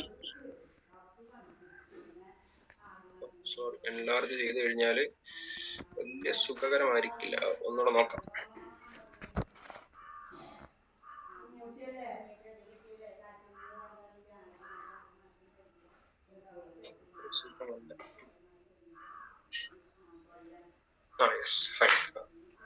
അപ്പൊ ഇതിന്റെ കമ്പോണൻസ് എന്ന് പറയുന്നത് എന്താ, നമ്മുടെ പിന്നെ നമ്മൾ ഒരു കാര്യം ഓർക്കുക, നമ്മൾ ഈ മോട്ടർ എന്നായിരിക്കും അല്ലെ? വീട്ടിൽ അമ്മ പറയും, അച്ഛൻ പറയും, നിങ്ങൾ പറയും, അനിയനോടോ അനിയത്തിയുടെ അമ്മയുടെ അച്ഛൻ മോട്ടറുടെ, അമ്മ മോട്ടറുടെ. അപ്പൊ ശരിക്കും ആ പറയുന്ന ആളുടെ പേര് മോട്ടർ എന്നല്ല, പമ്പ് സെറ്റ് എന്നാണ്. അതായത് പമ്പും മോട്ടറും കൂടെ ചേർന്ന സാധനം പമ്പ് സെറ്റ് ആണ്. മോട്ടർ എന്ന് പറയുന്നത് വേറൊരാളാണ്. ഓക്കെ, അതെന്താ മോട്ടർ? എന്താ വെറുതെ കറക്കുന്ന ആള്? പണ്ട് നമ്മുടെ കാറിനകത്ത് നിന്ന് നമ്മള് റിമോട്ട് വെച്ച് ഓടുന്ന കാറിനകത്ത് നിന്ന് മോട്ടറിലൊക്കെ എടുത്തിട്ട് അതിനകത്ത് മറ്റേ ലീഫൊക്കെ വെച്ചിട്ട് നമ്മൾ പണ്ട് വിൻഡ് മിൽ ഉണ്ടാക്കിയിട്ടുണ്ട് സ്കൂൾ തലത്തില്, മറ്റേ എന്താ എക്സിബിഷനോ പ്രോജക്റ്റിനോ ഒക്കെ വേണ്ടിയിട്ട്. അപ്പൊ ആ ചെറിയ കറങ്ങുന്ന ആൾ, അല്ലെ മോട്ടർ എന്ന് വെച്ചാൽ എന്താ, സിംപ്ലി കറങ്ങുന്ന ഒരാളാണ്. അല്ല, വീട്ടിൽ ഇരിക്കുന്ന ആള് മോട്ടർ അല്ല, അത് പമ്പ് സെറ്റ് ആണ്. അത് ഓർക്കുക. അതായത് ഒരു പമ്പും മോട്ടറും കൂടെ ചേർന്ന ആളാണ് പമ്പ് സെറ്റ് എന്ന് പറയുന്നത്. ഓക്കെ, ഇനി അത് എന്തുകൊണ്ടാണ് അങ്ങനെ വന്നതെന്ന് വെച്ച് കഴിഞ്ഞാൽ, ഇയാൾക്ക് സ്വയമായിട്ട് കറങ്ങാനുള്ള ശേഷി ഉണ്ടോടെ? ഇല്ല. അപ്പൊ ഇതിന്റെ കമ്പോണൻസ് പറയുമ്പോൾ മനസ്സിലാവും എന്തിനാണ് അവിടെ മോട്ടർ കൂടി വന്നത്, നിങ്ങൾ എന്തുകൊണ്ടാണ് അയാളെ തെറ്റിദ്ധരിച്ച് മോട്ടർ എന്ന പേര് വിളിക്കുന്നത്. അപ്പൊ അയാളുടെ ഇതിന്റെ ഭാഗം എന്ന് പറയുന്നത്, നമ്മുടെ മുകളില് എന്താ, ഒന്നീ ചിലരുടെ കിണറിന്റെ മുകളിലായിരിക്കും, അല്ലെങ്കിൽ കിണറിന്റെ സൈഡിലായിരിക്കും ഒരു പമ്പ് വെച്ചിട്ടുണ്ടായിരിക്കും. പമ്പിന്റെ ഒരു മോട്ടറും കാണാം. ഓക്കെ, അപ്പൊ ആ പോർഷനാണ് ഈ സർക്കുലർ എന്ന് നിങ്ങൾ ധരിക്കുക. പിന്നെന്താ, താഴെ കിണറ്റിലേക്ക് ഒരു പൈപ്പ് ഇട്ടേക്കും, വെള്ളം വലിച്ചെടുക്കേണ്ടേ. ആ പൈപ്പിനെയാണ് സക്ഷൻ പൈപ്പ്. ഇനി അതിന് താഴെ ഒരു സാധനം കാണും, ഫുഡ് വാൽവ് ആൻഡ് സ്ട്രെയിനർ എന്ന് പറയും. ഫുഡ് വാൽവ് താഴെ ഒരു സാധനം കാണും. ഇടയ്ക്ക് ചിലരുടെ വീട്ടിലൊക്കെ എന്താ, മോട്ടർ ഇടുമ്പോൾ മോട്ടർ വെള്ളം വലിക്കത്തില്ല. നമ്മൾ ഇടയ്ക്കിടയ്ക്ക് പോയി അതിനകത്ത് വെള്ളം ഒഴിച്ചു കൊടുക്കും, അല്ലെ? അതിന് പ്രൈമിംഗ് ഓഫ് പമ്പ് എന്നാണ് പറയുന്നത്. അപ്പൊ ഇത് ശ്രദ്ധിക്കുക, അടുത്തൊരു സാധനമാണ് ഇവിടെ വരുന്ന ഇമ്പോർട്ടന്റ് സാധനമാണ്. എന്താണ് പ്രൈമിംഗ് ഓഫ് പമ്പ് എന്ന് വെച്ച് കഴിഞ്ഞാൽ, അതായത് നമ്മള് ഈ താഴെ സക്ഷൻ പൈപ്പ്, അതായത് കിണറ്റിൽ നിന്ന് വെള്ളം വലിച്ചെടുക്കുന്ന പൈപ്പിനെ സക്ഷൻ പൈപ്പ് എന്ന് പറഞ്ഞു. ആ സക്ഷൻ പൈപ്പിനെ എന്തായിരിക്കും, നമ്മുടെ പമ്പ് സെറ്റിന്റെ ഐ ഓഫ് ദ ഇമ്പിൾ, അല്ലെങ്കിൽ ഒരു കറങ്ങുന്ന ഒരു ബ്ലേഡ് കാണും പമ്പിനകത്ത്. അപ്പൊ ആ ബ്ലേഡ് ആണ് ഈ ചക്രം പോലെ വരച്ച് കാണിച്ചേക്കുന്നത്.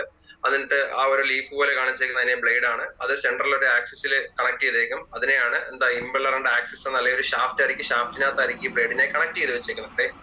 ഇതൊരു ഷാഫ്റ്റ് ആയിരിക്കും. അതിന്റെ 2 ഡയമെൻഷനിൽ വരയ്ക്കുമ്പോൾ ഇതിന് ഇങ്ങനെ വരച്ച് ഫോട്ടോ എടുത്തു കഴിഞ്ഞാൽ പുറത്തോട്ട് ഇങ്ങനെ കമ്പി പോലെ ഉണ്ടേ.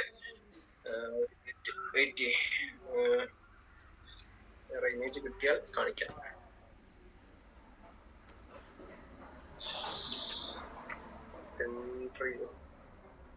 Centrifugal pump.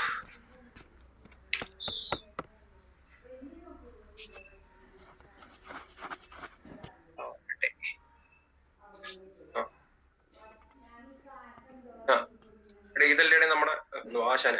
ഇതാണ് നമ്മുടെ വീട്ടിൽ ഇരിക്കുന്ന ആള്, അല്ലേ? ഇതാണ് ഞാൻ ഈ സ്ക്രീനിൽ കാണിക്കുന്നത്. നിങ്ങൾക്ക് മൗസ് വെച്ച് പോയിന്റ് കാണാൻ പറ്റുമല്ലോ? കാണുന്നുണ്ട്. ഓക്കെ, ഈ നീലയാണ്, ഈ കടുനീലയല്ല, നീലയാന്ന് ധരിക്കണേ, ഈ കളറൊക്കെ എന്ത്, ഈ ഇരിക്കുന്ന ആളാണ് എന്ത്, നമ്മുടെ മോട്ടർ. ഈ ഇരിക്കുന്ന കടുനീലയാണ് നമ്മുടെ പമ്പ്. അപ്പൊ ഇതിനകത്ത് ഈ മുകളിലേക്ക് കൊടുത്തേക്കുന്ന ഈ സാധനം ഇല്ലേ, ഇതാണ് നമ്മുടെ ഡെലിവറി വാൽവ്. വെള്ളം എങ്ങോട്ട് നമ്മുടെ ടാങ്കി അടിച്ച് ചേരുന്ന ഈ വരുന്നതാണ് സക്ഷൻ വാൽവ് വന്ന് ഇവിടാണ് ചേരുന്നത്. അപ്പൊ ഇതിനകത്തായിരിക്കും നമ്മുടെ എന്തിരിക്കുന്നത്, മറ്റേ ഞാൻ ആ കാണിച്ച ബ്ലേഡ് റൊട്ടേറ്റ് ചെയ്യുന്ന സാധനം ഇരിക്കുന്നത്. ആകെ വേറൊരു ഫിഗർ പാടെ. ഫൈൻ. പ്രകാശനെ ഇതിൻ്റെതാ ഇവിടുന്ന് ഇങ്ങോട്ട് നോക്കുന്ന ആ പടമാണ് ഞാൻ അവിടെ വരച്ചു വെച്ചത്. അപ്പൊ നാളെ ഇവിടെ ഈ ഷാഫ്റ്റ് ഉണ്ട്, ഈ ഷാഫ്റ്റിനകത്ത് ഇങ്ങനെ ബ്ലേഡ് ഉണ്ടായിരിക്കും, ആ ബ്ലേഡ് ഇതിനകത്ത് കിടന്ന് കറങ്ങും. അപ്പൊ വെള്ളം കയറി വരാൻ നേരത്തെ എന്താണ് ഒരു ബ്ലേഡ് പോലെ കാണിച്ച് ആ ബ്ലേഡ് കറക്കി വെള്ളത്തിന് മുകളിലേക്ക് ഇങ്ങനെ കൊടുക്കും. അതാണ് ഈ സംഭവത്തിനകത്ത് നടക്കുന്ന പരിപാടി. എന്താണ് മനസ്സിലായ? അതിന്റെ ഈ കാണിച്ചിരുന്ന ഇവിടുന്ന് അങ്ങോട്ട് നോക്കുന്ന വ്യൂ ആണ് ഈ വരച്ചു വെച്ചേക്കുന്നത്. അപ്പൊ ഇങ്ങനെയല്ലേ വരിക? അപ്പൊ ഒരു ഷാഫ്റ്റ് ഉണ്ടാവും, ഷാഫ്റ്റിനകത്ത് ബ്ലേഡ് ഉണ്ടായിരിക്കും. അപ്പൊ നമ്മൾ എന്താ ഇത് സക്ഷൻ പൈപ്പ്, വെള്ളം വലിച്ചെടുക്കുന്ന പൈപ്പ്, വെള്ളം വലിച്ച് ഇതിനകത്തേക്ക് വരുന്നു. അപ്പൊ ഇയാൾ ഇങ്ങനെ കറങ്ങിക്കൊണ്ടിരിക്കും. കറങ്ങാൻ നേരത്തെ എന്തായിരിക്കും ഈ വെള്ളത്തിനെ ഇങ്ങനെ കറക്കിയെടുത്ത് ഇങ്ങനെ അങ്ങോട്ടേക്ക് കളയുന്നു അല്ലേ? അങ്ങനെയാണ് അത് വർക്ക് ചെയ്യുന്നത്. അതായത് സെൻട്രിഫ്യൂഗൽ ഫോഴ്സ് വഴി. അതായത് നമ്മള് ഒരു കല്ല് കെട്ടി കറക്കുകയാണ്. നമ്മുടെ കയ്യിൽ ത്രെഡില് എന്തൊരു വള്ളി കെട്ടി ഇങ്ങനെ വള്ളിക്കകത്ത് ഈ കല്ലിന് ഒരറ്റത്ത് കല്ല് കെട്ടിട്ട് കല്ലിങ്ങനെ കറക്കണം. അപ്പം ഈ വള്ളിക്കകത്തിൽ നിന്ന് കറങ്ങാതെ വള്ളിക്കകത്തിൽ നിന്ന് കറങ്ങാതെ നമ്മുടെ കയ്യിൽ നിന്ന് വള്ളി പൊട്ടി അല്ലെങ്കിൽ വള്ളിയിൽ നിന്ന് തെറിച്ച് കല്ല് പുറത്തേക്ക് പോകാതെ കല്ലിനെ ആ കറക്കത്തിനകത്ത് നിർത്താനായിട്ട്, അല്ലെങ്കിൽ സിംപിളി പറഞ്ഞാൽ നമ്മളിപ്പോ ഒരു ബൈക്കിൽ പോവുകയാണ്. അപ്പൊ ഒരു വളമെടുക്കാൻ നേരത്തെ നമ്മൾ അകത്തേക്ക് മറിഞ്ഞു വീഴാതിരിക്കാനായിട്ട് നമ്മളെ പിടിച്ചു നിർത്തുന്ന ഒരു ഫോഴ്സ് ഉണ്ട്. അതുപോലെ തന്നെ നമ്മൾ ഇത്തിരി സ്പീഡ് കൂടി വന്നാൽ എന്താ നമ്മൾ തെറിച്ച് വളവിന് പുറത്തേക്കും പോകും. അപ്പം രണ്ട് ഫോഴ്സ് ഉണ്ട്, അതായത് സെൻട്രിഫ്യൂഗൽ ഫോഴ്സും ഉണ്ട്, സെൻട്രിപിറ്റൽ ഫോഴ്സും ഉണ്ട്. ഓക്കെ, അപ്പൊ ഈ രണ്ട് ഫോഴ്സും ബാലൻസ് ചെയ്ത് നിൽക്കുന്നതുകൊണ്ടാണ് നമ്മൾ ഒരു വളവിൽ വന്നിട്ട് ഒരു വണ്ടി വളയ്ക്കാൻ നേരത്തെ നമ്മൾ മറിഞ്ഞു വീഴാതെ പ്രോപ്പർ ആയിട്ട് ആ വളവ് ക്യാരി ചെയ്താൽ പോകുന്നത്. പക്ഷെ എന്താണ് നമ്മൾ ഇത്തിരി സ്പീഡിൽ വരുവാണെങ്കിൽ നമുക്ക് വളവ് വളയ്ക്കാൻ പറ്റുമോ? ഇല്ലല്ലോടെ.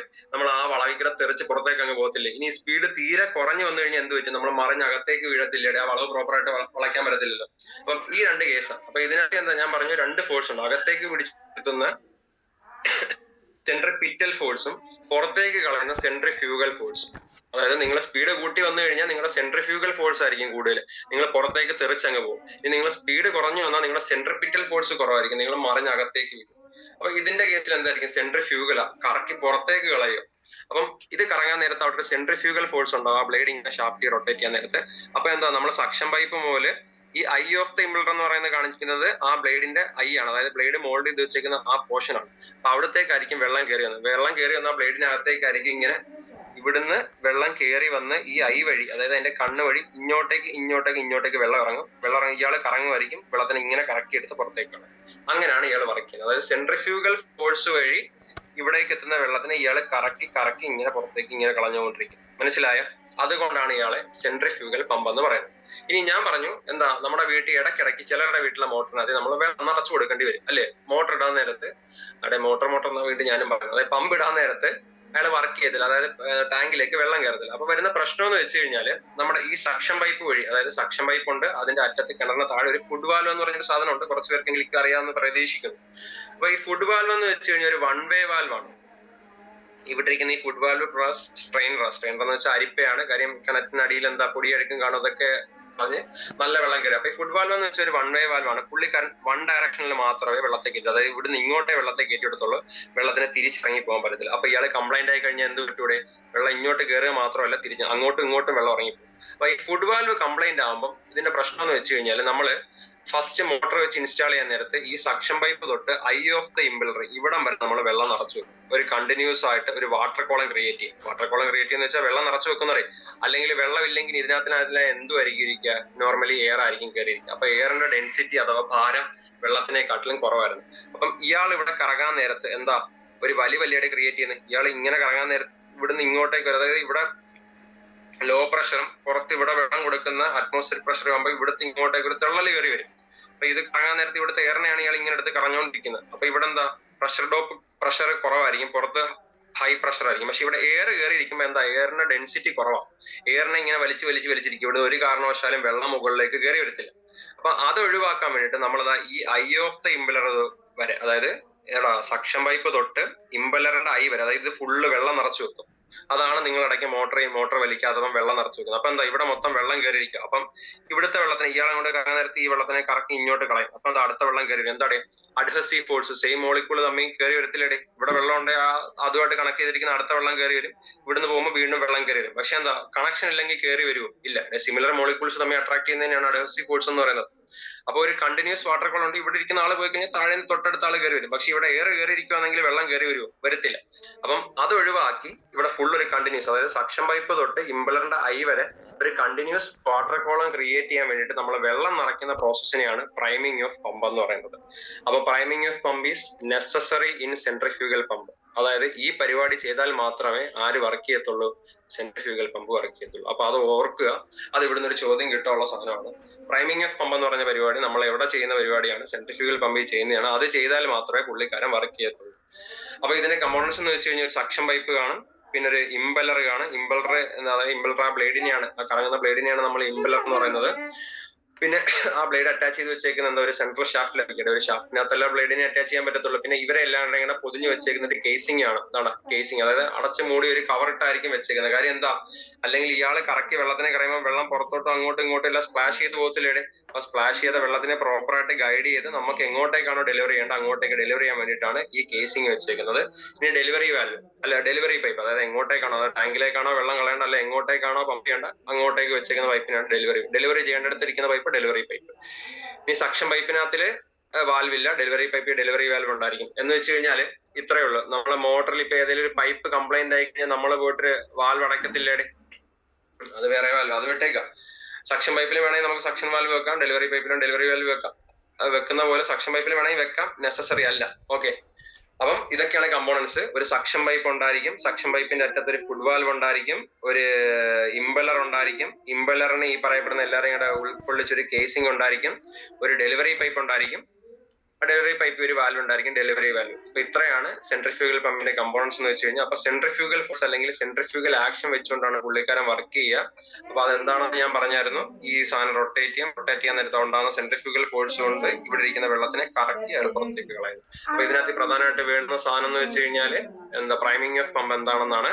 അതായത് ഇതിനകത്ത് നോർമലി വെള്ളം നിറച്ചു വെച്ചില്ലെങ്കിൽ ഇതിനകത്തെല്ലാം എയർ ആയിരിക്കും നിറഞ്ഞിരിക്കുക. എയർ എന്താ വെള്ളത്തിനെക്കാട്ടിലും ലെസ് ഡെൻസർ ആണ്, സാന്ദ്രത അഥവാ എന്താണ് ഡെൻസിറ്റി കുറഞ്ഞുള്ള ഒരാളാണ്. അപ്പൊ അയാൾ ഇവിടെ ഇരുന്ന് കഴിഞ്ഞാൽ ഇവിടുന്ന് ഇങ്ങോട്ടേക്ക് വലിവ്, ഇയാളെ കറങ്ങുമ്പോൾ ഇവിടുന്ന് ഇങ്ങോട്ടേക്ക് ഒരു വലിവ് ക്രിയേറ്റ് ചെയ്യടെ. അപ്പൊ എയറിനെ ആയിരിക്കും വലിക്കുന്നത്. ഒരു കാരണവശാലേക്ക് വെള്ളത്തിനെ വലിച്ചുകൊണ്ടേക്ക് എടുക്കാൻ പറ്റത്തില്ല. കാര്യം എന്താ? എയർ ഡെൻസിറ്റി കുറഞ്ഞ ആള്, സാന്ദ്രത കുറഞ്ഞ ആളാണ്. അപ്പൊ അതുകൊണ്ട് അത് ഒഴിവാക്കാൻ വേണ്ടി പമ്പിംഗ് പ്രോസസ് നടക്കാനായിട്ട് നമ്മൾ സക്ഷൻ പൈപ്പ് തൊട്ട് ഐ ഓഫ് ദ ഇമ്പലർ വരെ ഇവിടെ മൊത്തം വെള്ളം നിറച്ചു വെക്കുന്നു. ആ പ്രോസസ്സിനെയാണ് പ്രൈമിംഗ് എന്ന് പറയുന്നത്. പ്രൈമിംഗ് ചെയ്താൽ മാത്രമേ സെൻട്രിഫ്യൂഗൽ പമ്പ് വർക്ക് ചെയ്യത്തുള്ളൂ. ഇനി വേറൊരു കാര്യം കൂടി, ഇപ്പൊ ഇതിന്റെ നിങ്ങൾ ഡെലിവറിയിൽ നോക്കി കഴിഞ്ഞിട്ട് ഡെലിവറി വാൽവ് കാണും. അപ്പൊ ഈ ഡെലിവറി വാൽവ് ഇപ്പൊ അടച്ചു വെച്ചിരുന്ന എന്താ? ഇയാളിപ്പോ ഇവിടുന്ന് വെള്ളം കയറി പമ്പ് കറങ്ങി ഇതിങ്ങോട്ട് റൊട്ടേറ്റ് ചെയ്യുമ്പോൾ ഇവിടെ ഇങ്ങോട്ട് വെള്ളം വന്ന് നിറഞ്ഞുകൊണ്ടിരിക്കും.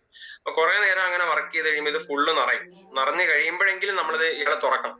തുറന്നില്ലേ പിന്നെ എന്ത് ചെയ്യും? സ്റ്റക്കായി പോകത്തില്ലേ? പിന്നോട്ട് വെള്ളത്തിനെ പമ്പ് ചെയ്യാൻ പറ്റുമോ? പറ്റത്തില്ല. അപ്പം ഡെലിവറി വാൽവ് അടച്ചു വെച്ചോണ്ട് വേണമെങ്കിലും ആരെ വർക്ക് ചെയ്യിക്കാം? സെൻട്രിഫ്യൂഗൽ പമ്പിനെ നമുക്ക് വർക്ക് ചെയ്യിക്കാം. പ്രശ്നമൊന്നും വരത്തില്ല. ഒരു കുറച്ചു നേരം വർക്ക് ചെയ്ത് കഴിയുമ്പോൾ ഇവിടെ ഫുള്ള് വെള്ളം കയറി നിറയും. അപ്പൊ പിന്നെ ഇയാളെ തുറക്കാതെ ഇയാൾ വർക്ക് ചെയ്യത്തില്ല. അല്ലേ? ഇവിടെ വെള്ളം നിറഞ്ഞു കഴിഞ്ഞാൽ പിന്നെ ഈ വെള്ളം പുറത്തേക്ക് പോകാതെ ഇയാൾക്ക് പിന്നെ കറങ്ങാൻ പറ്റത്തില്ലല്ലോ. പിന്നെ പമ്പിംഗ് പ്രോസസ് നടക്കത്തില്ലല്ലോ. അപ്പം സെൻട്രിഫ്യൂഗൽ പമ്പിന്റെ കേസിൽ ഡെലിവറി വാൽവ് അടച്ചു വെച്ചുകൊണ്ട് വേണമെങ്കിലും അയാളെ നമുക്ക് ഓപ്പറേറ്റ് ചെയ്യാം, പ്രൊവൈഡഡ് പ്രശ്നമൊന്നും വരത്തില്ല. കുറച്ചു നേരം ഓപ്പറേറ്റ് ചെയ്ത് കഴിയുമ്പോൾ ഇത് ഫുള്ള് വെള്ളം ഒന്നും നിറയത്തുള്ളൂ. അപ്പൊ പിന്നെ നമ്മൾ തുറന്നു കൊടുക്കേണ്ടതായിട്ട്. പക്ഷേ ഇനി നമുക്ക് എന്താ ഒരു പമ്പ് കൂടി പഠിക്കേണ്ടത്. നമുക്ക് രണ്ട് പമ്പല്ലേ പഠിക്കേണ്ടത്, സെൻട്രിഫ്യൂഗൽ പമ്പും റെസിപ്രോക്കേറ്റിംഗ് പമ്പും. അപ്പൊ റെസിപ്രോക്കേറ്റിംഗ് പമ്പിന്റെ കേസിൽ അതിന്റെ ഡെലിവറി വാൽവ് അടച്ചു വെച്ചുകൊണ്ട് ഒരു കാരണവശാലും നമുക്ക് പമ്പിനെ സ്റ്റാർട്ട് ചെയ്യാൻ പറ്റില്ല. അപ്പൊ അതും ഒരു പ്രധാനപ്പെട്ട പോയിന്റ് ആണ്. അതായത് നമ്മൾ ഇതിന്റെ പ്രൈമിംഗ് പറഞ്ഞ പോലെ ഈ ഒരു കാര്യം നിങ്ങൾ ഓർത്തിരിക്കുക. അതായത് സെൻട്രിഫ്യൂഗൽ പമ്പിന്റെ ഡെലിവറി പൈപ്പിലുള്ള ഡെലിവറി വാൽവ് അടച്ചു വെച്ചുകൊണ്ട് വേണമെങ്കിലും നമുക്ക് സെൻട്രിഫ്യൂഗൽ പമ്പിനെ വർക്ക് ചെയ്യിക്കാൻ പറ്റും. പക്ഷെ നമ്മൾ അടുത്ത പഠിക്കാൻ പോകുന്ന റെസിപ്രോക്കേറ്റിംഗ് പമ്പിനകത്തിൽ അയാളുടെ ഡെലിവറി വാൽവ് അടച്ചു വെച്ചുകൊണ്ട് അയാളെ ഒരു കാരണവശാലും നമുക്ക് സ്റ്റാർട്ട് ചെയ്യാൻ പറ്റത്തില്ല. ഓക്കെ, ഇത് മനസ്സിലായെന്ന് പ്രതീക്ഷിക്കുന്നു. ഹലോ സാർ, പറഞ്ഞു. ഈ ഇംപെല്ലർ കറങ്ങിയിട്ടല്ലേ ഡെലിവറി വാൽവിക്ക് വെള്ളം കൊടുക്കുക? അതെ. അപ്പൊ ഈ അടിയിന്ന് സക്ക് ചെയ്യണത് എങ്ങനെയാണ്? അത് ഇംപെല്ലർ കറങ്ങിയിട്ട് തന്നെ അടിയിൽ സക്ക് ചെയ്ത് എടുക്കുമല്ലോ. ഞാൻ പറഞ്ഞല്ലോ, നമ്മളിപ്പം ഈ പൈപ്പ് തൊട്ട്, അതായത് ഈ പൈപ്പ് വെള്ളത്തിനകത്ത് കിണറ്റി ഇറക്കി ഇട്ടേക്കുമല്ലേ. അപ്പൊ ഈ പൈപ്പ് കിണറ്റിനകത്ത് കുറച്ച് താഴ്ന്നായിരിക്കുമല്ലോ കിടന്നിരിക്കുക, അല്ലേ? ഇതാണ്ടെ കിണറ്റി നമ്മൾ ശ്രദ്ധിച്ചിട്ടില്ലേ? അപ്പം ഇതിനകത്തില് നോർമലി അങ്ങനെ ഒരു പൈപ്പ് എടുത്തിട്ട് കഴിഞ്ഞാൽ എന്താ, കിണറ്റിന്റെ വെള്ളത്തിന്റെ ലെവൽ ഇവിടം വരെ ആണെങ്കിൽ ഇവിടം വരെ ആ പൈപ്പിൽ വെള്ളം കാണും. ഇവിടെ വെള്ളം കാണുമോ? ഇല്ലല്ലോ. എയർ ആയിരിക്കും. അപ്പൊ അങ്ങനെ ഇരുന്ന് കഴിഞ്ഞാൽ ഇയാൾ ഇവിടെ കറങ്ങാൻ നേരത്തെ ഒരു വലിവ് ക്രിയേറ്റ് ചെയ്യും. പക്ഷെ ഒരു കാരണവശാലും ഇവിടുന്ന് വെള്ളം കയറി എടുത്തില്ല. കാര്യം ഇവിടെ എല്ലാം ആരിയ്ക്കുക, എയർ ഇരിക്കുക. അപ്പം അങ്ങനത്തെ കേസിൽ ഇയാൾ വർക്ക് ചെയ്യത്തില്ല. അപ്പൊ അതിന് പകരം നമ്മൾ കണ്ടിട്ടില്ല ഇടയ്ക്ക് മോട്ടർ വലിക്കാത്തപ്പോ നമ്മൾ വെള്ളം ഒഴിച്ചു കൊടുക്കുന്നത്. അപ്പൊ ആ വെള്ളം ഒഴിക്കുന്ന പരിപാടി നമ്മൾ ചെയ്യുന്നത് ഈ എയർ ഇരിക്കുന്ന ഭാഗത്ത്, അതായത് ഇവിടം വരെ നോർമലി പൈപ്പിൽ വെള്ളം കാണത്തുള്ളൂ. അപ്പൊ ഇവിടുന്ന് ഇങ്ങോട്ട് വെള്ളം നിറച്ച് ഇവിടം വരെ നമ്മൾ വെള്ളം നിറച്ചു വെക്കും. മനസ്സിലായ? ഈ ഒരു ലെവല് ഫുള്ള് വെള്ളം നിറച്ചു വെക്കും. കത്തിയ അപ്പം ഇയാൾ ഇങ്ങോട്ട് കറങ്ങാൻ നേരത്ത് എന്താ, ഈ വെള്ളത്തിനെ കറക്കി ഇങ്ങോട്ട് കളയും. കറങ്ങും. അപ്പൊ വെള്ളത്തിന് ഇവിടുന്ന് അങ്ങോട്ട്, അപ്പൊ എന്താ പിന്നെ ഇവിടുന്ന് കണ്ടിന്യൂസ് വെള്ളം കയറി വരത്തില്ലേ?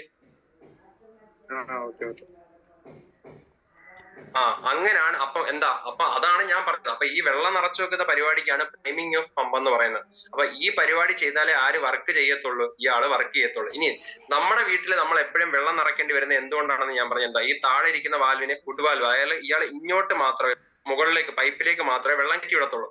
നമ്മുടെ ഫുഡ് വാൽവ് കംപ്ലൈന്റ് ആയി കഴിഞ്ഞാൽ നമ്മൾ ഇതിനകത്ത് ഇപ്പം മോട്ടർ എടുത്ത് വെള്ളം പിടിക്കുന്നില്ല. നമ്മളെന്താ ഇവിടുന്ന് ഇവിടം വരെ വെള്ളം നിറച്ചു വെച്ചു, മോട്ടർ ഇട്ട് വെള്ളം എല്ലാം കയറി കഴിയുമ്പോ എന്താ, ഇയാള് റിട്ടേൺ വാൽവ് തിരിച്ചു പോകാത്ത ആളാ. ഇയാള് കംപ്ലൈന്റ് ആയ എന്താ, ഈ വെള്ളത്തിനെ തിരിച്ചങ്ങ് ഇറക്കി കളയത്തില്ലേടെ. മോട്ടർ ടാങ്ക് എല്ലാം നിറഞ്ഞു കഴിയുമ്പോൾ ഇതിനകത്ത് ശരിക്കും വെള്ളം നിൽക്കേണ്ടതാ. അപ്പൊ ഇയാള് കംപ്ലൈന്റ് ആണെങ്കിൽ ആ വെള്ളം അങ്ങ് ഇറങ്ങിപ്പോകും. പിന്നെ രണ്ടാമത് നമ്മള് ടാങ്ക് കാലിയാകുമ്പോൾ മോട്ടർ ഇട്ടാ പിന്നെ വർക്കാവത്തില്ല. വീണ്ടും നമ്മൾ എന്ത് ചെയ്യണം, വെള്ളം നിറയ്ക്കേണ്ടി വരും. അതുകൊണ്ടാണ് നമ്മൾ എപ്പോഴും വെള്ളം നിറയ്ക്കേണ്ടി വരും. നമ്മുടെ ഫുഡ് വാൽവ് കംപ്ലൈന്റ് ആവുന്നതുകൊണ്ട്. കത്തിയോ? ഓക്കെ. അപ്പൊ ഇതിനകത്ത് പ്രൈമിംഗ് ഓഫ് പമ്പ് നമ്മൾ അറിഞ്ഞിരിക്കുക. പിന്നെ ഞാൻ ഈ പറഞ്ഞ പോലെ ഡെലിവറി വാൽവ് അടച്ചു വെച്ചുകൊണ്ട് വേണമല്ലോ ഇയാളെ സ്റ്റാർട്ട് ആക്കാൻ. കാര്യം കുറച്ച് വെള്ളം വന്ന് ഇവിടെ നിറഞ്ഞ് അടുത്ത വീണ്ടും കറങ്ങി വെള്ളം നിറഞ്ഞ് വരാൻ കുറച്ച് സമയം എടുക്കും. അപ്പോഴേക്ക് ഇയാളെ തുറന്നു വിട്ടാലും ഇയാളങ്ങ് ഓടിക്കോളും. പക്ഷെ അടുത്ത നമ്മൾ പഠിക്കാൻ പോകുന്ന റെസിപ്രോക്കേറ്റിംഗ് പമ്പിനകത്തിൽ ഡെലിവറി വാൽവ് അടച്ചു വെച്ചുകൊണ്ട് അയാളെ വർക്ക് ചെയ്യിക്കാൻ പറ്റത്തില്ല. അത് അതിന്റെ വർക്കിംഗ് പറയുമ്പോൾ നിങ്ങൾക്ക് മനസ്സിലാവും. ഓക്കെ. ഇനി ഇതിനകത്ത് പ്രോബ്ലം ഉണ്ട്. പ്രോബ്ലം നമ്മൾ ഇത് പറഞ്ഞിട്ട് വരാം. ഇന്ന് തീരുന്നൊന്നും എനിക്ക് തോന്നുന്നില്ല. നെക്സ്റ്റ് ഇയാളുടെ പേരാണ് റെസിപ്രോക്കേറ്റിംഗ് പമ്പ്. റെസിപ്രോക്കേറ്റിംഗ് എന്ന് വെച്ച് കഴിഞ്ഞാൽ അങ്ങോട്ടും ഇങ്ങോട്ടും ടു ആൻഡ് ഫ്രോ മോഷനാണ് നമ്മൾ റെസിപ്രോക്കേറ്റിംഗ് മോഷൻ എന്ന് പറയുന്നത്. ഓക്കെ. അതായത്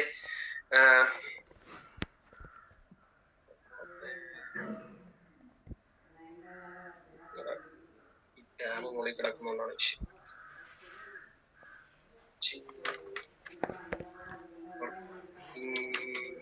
Animation, yes.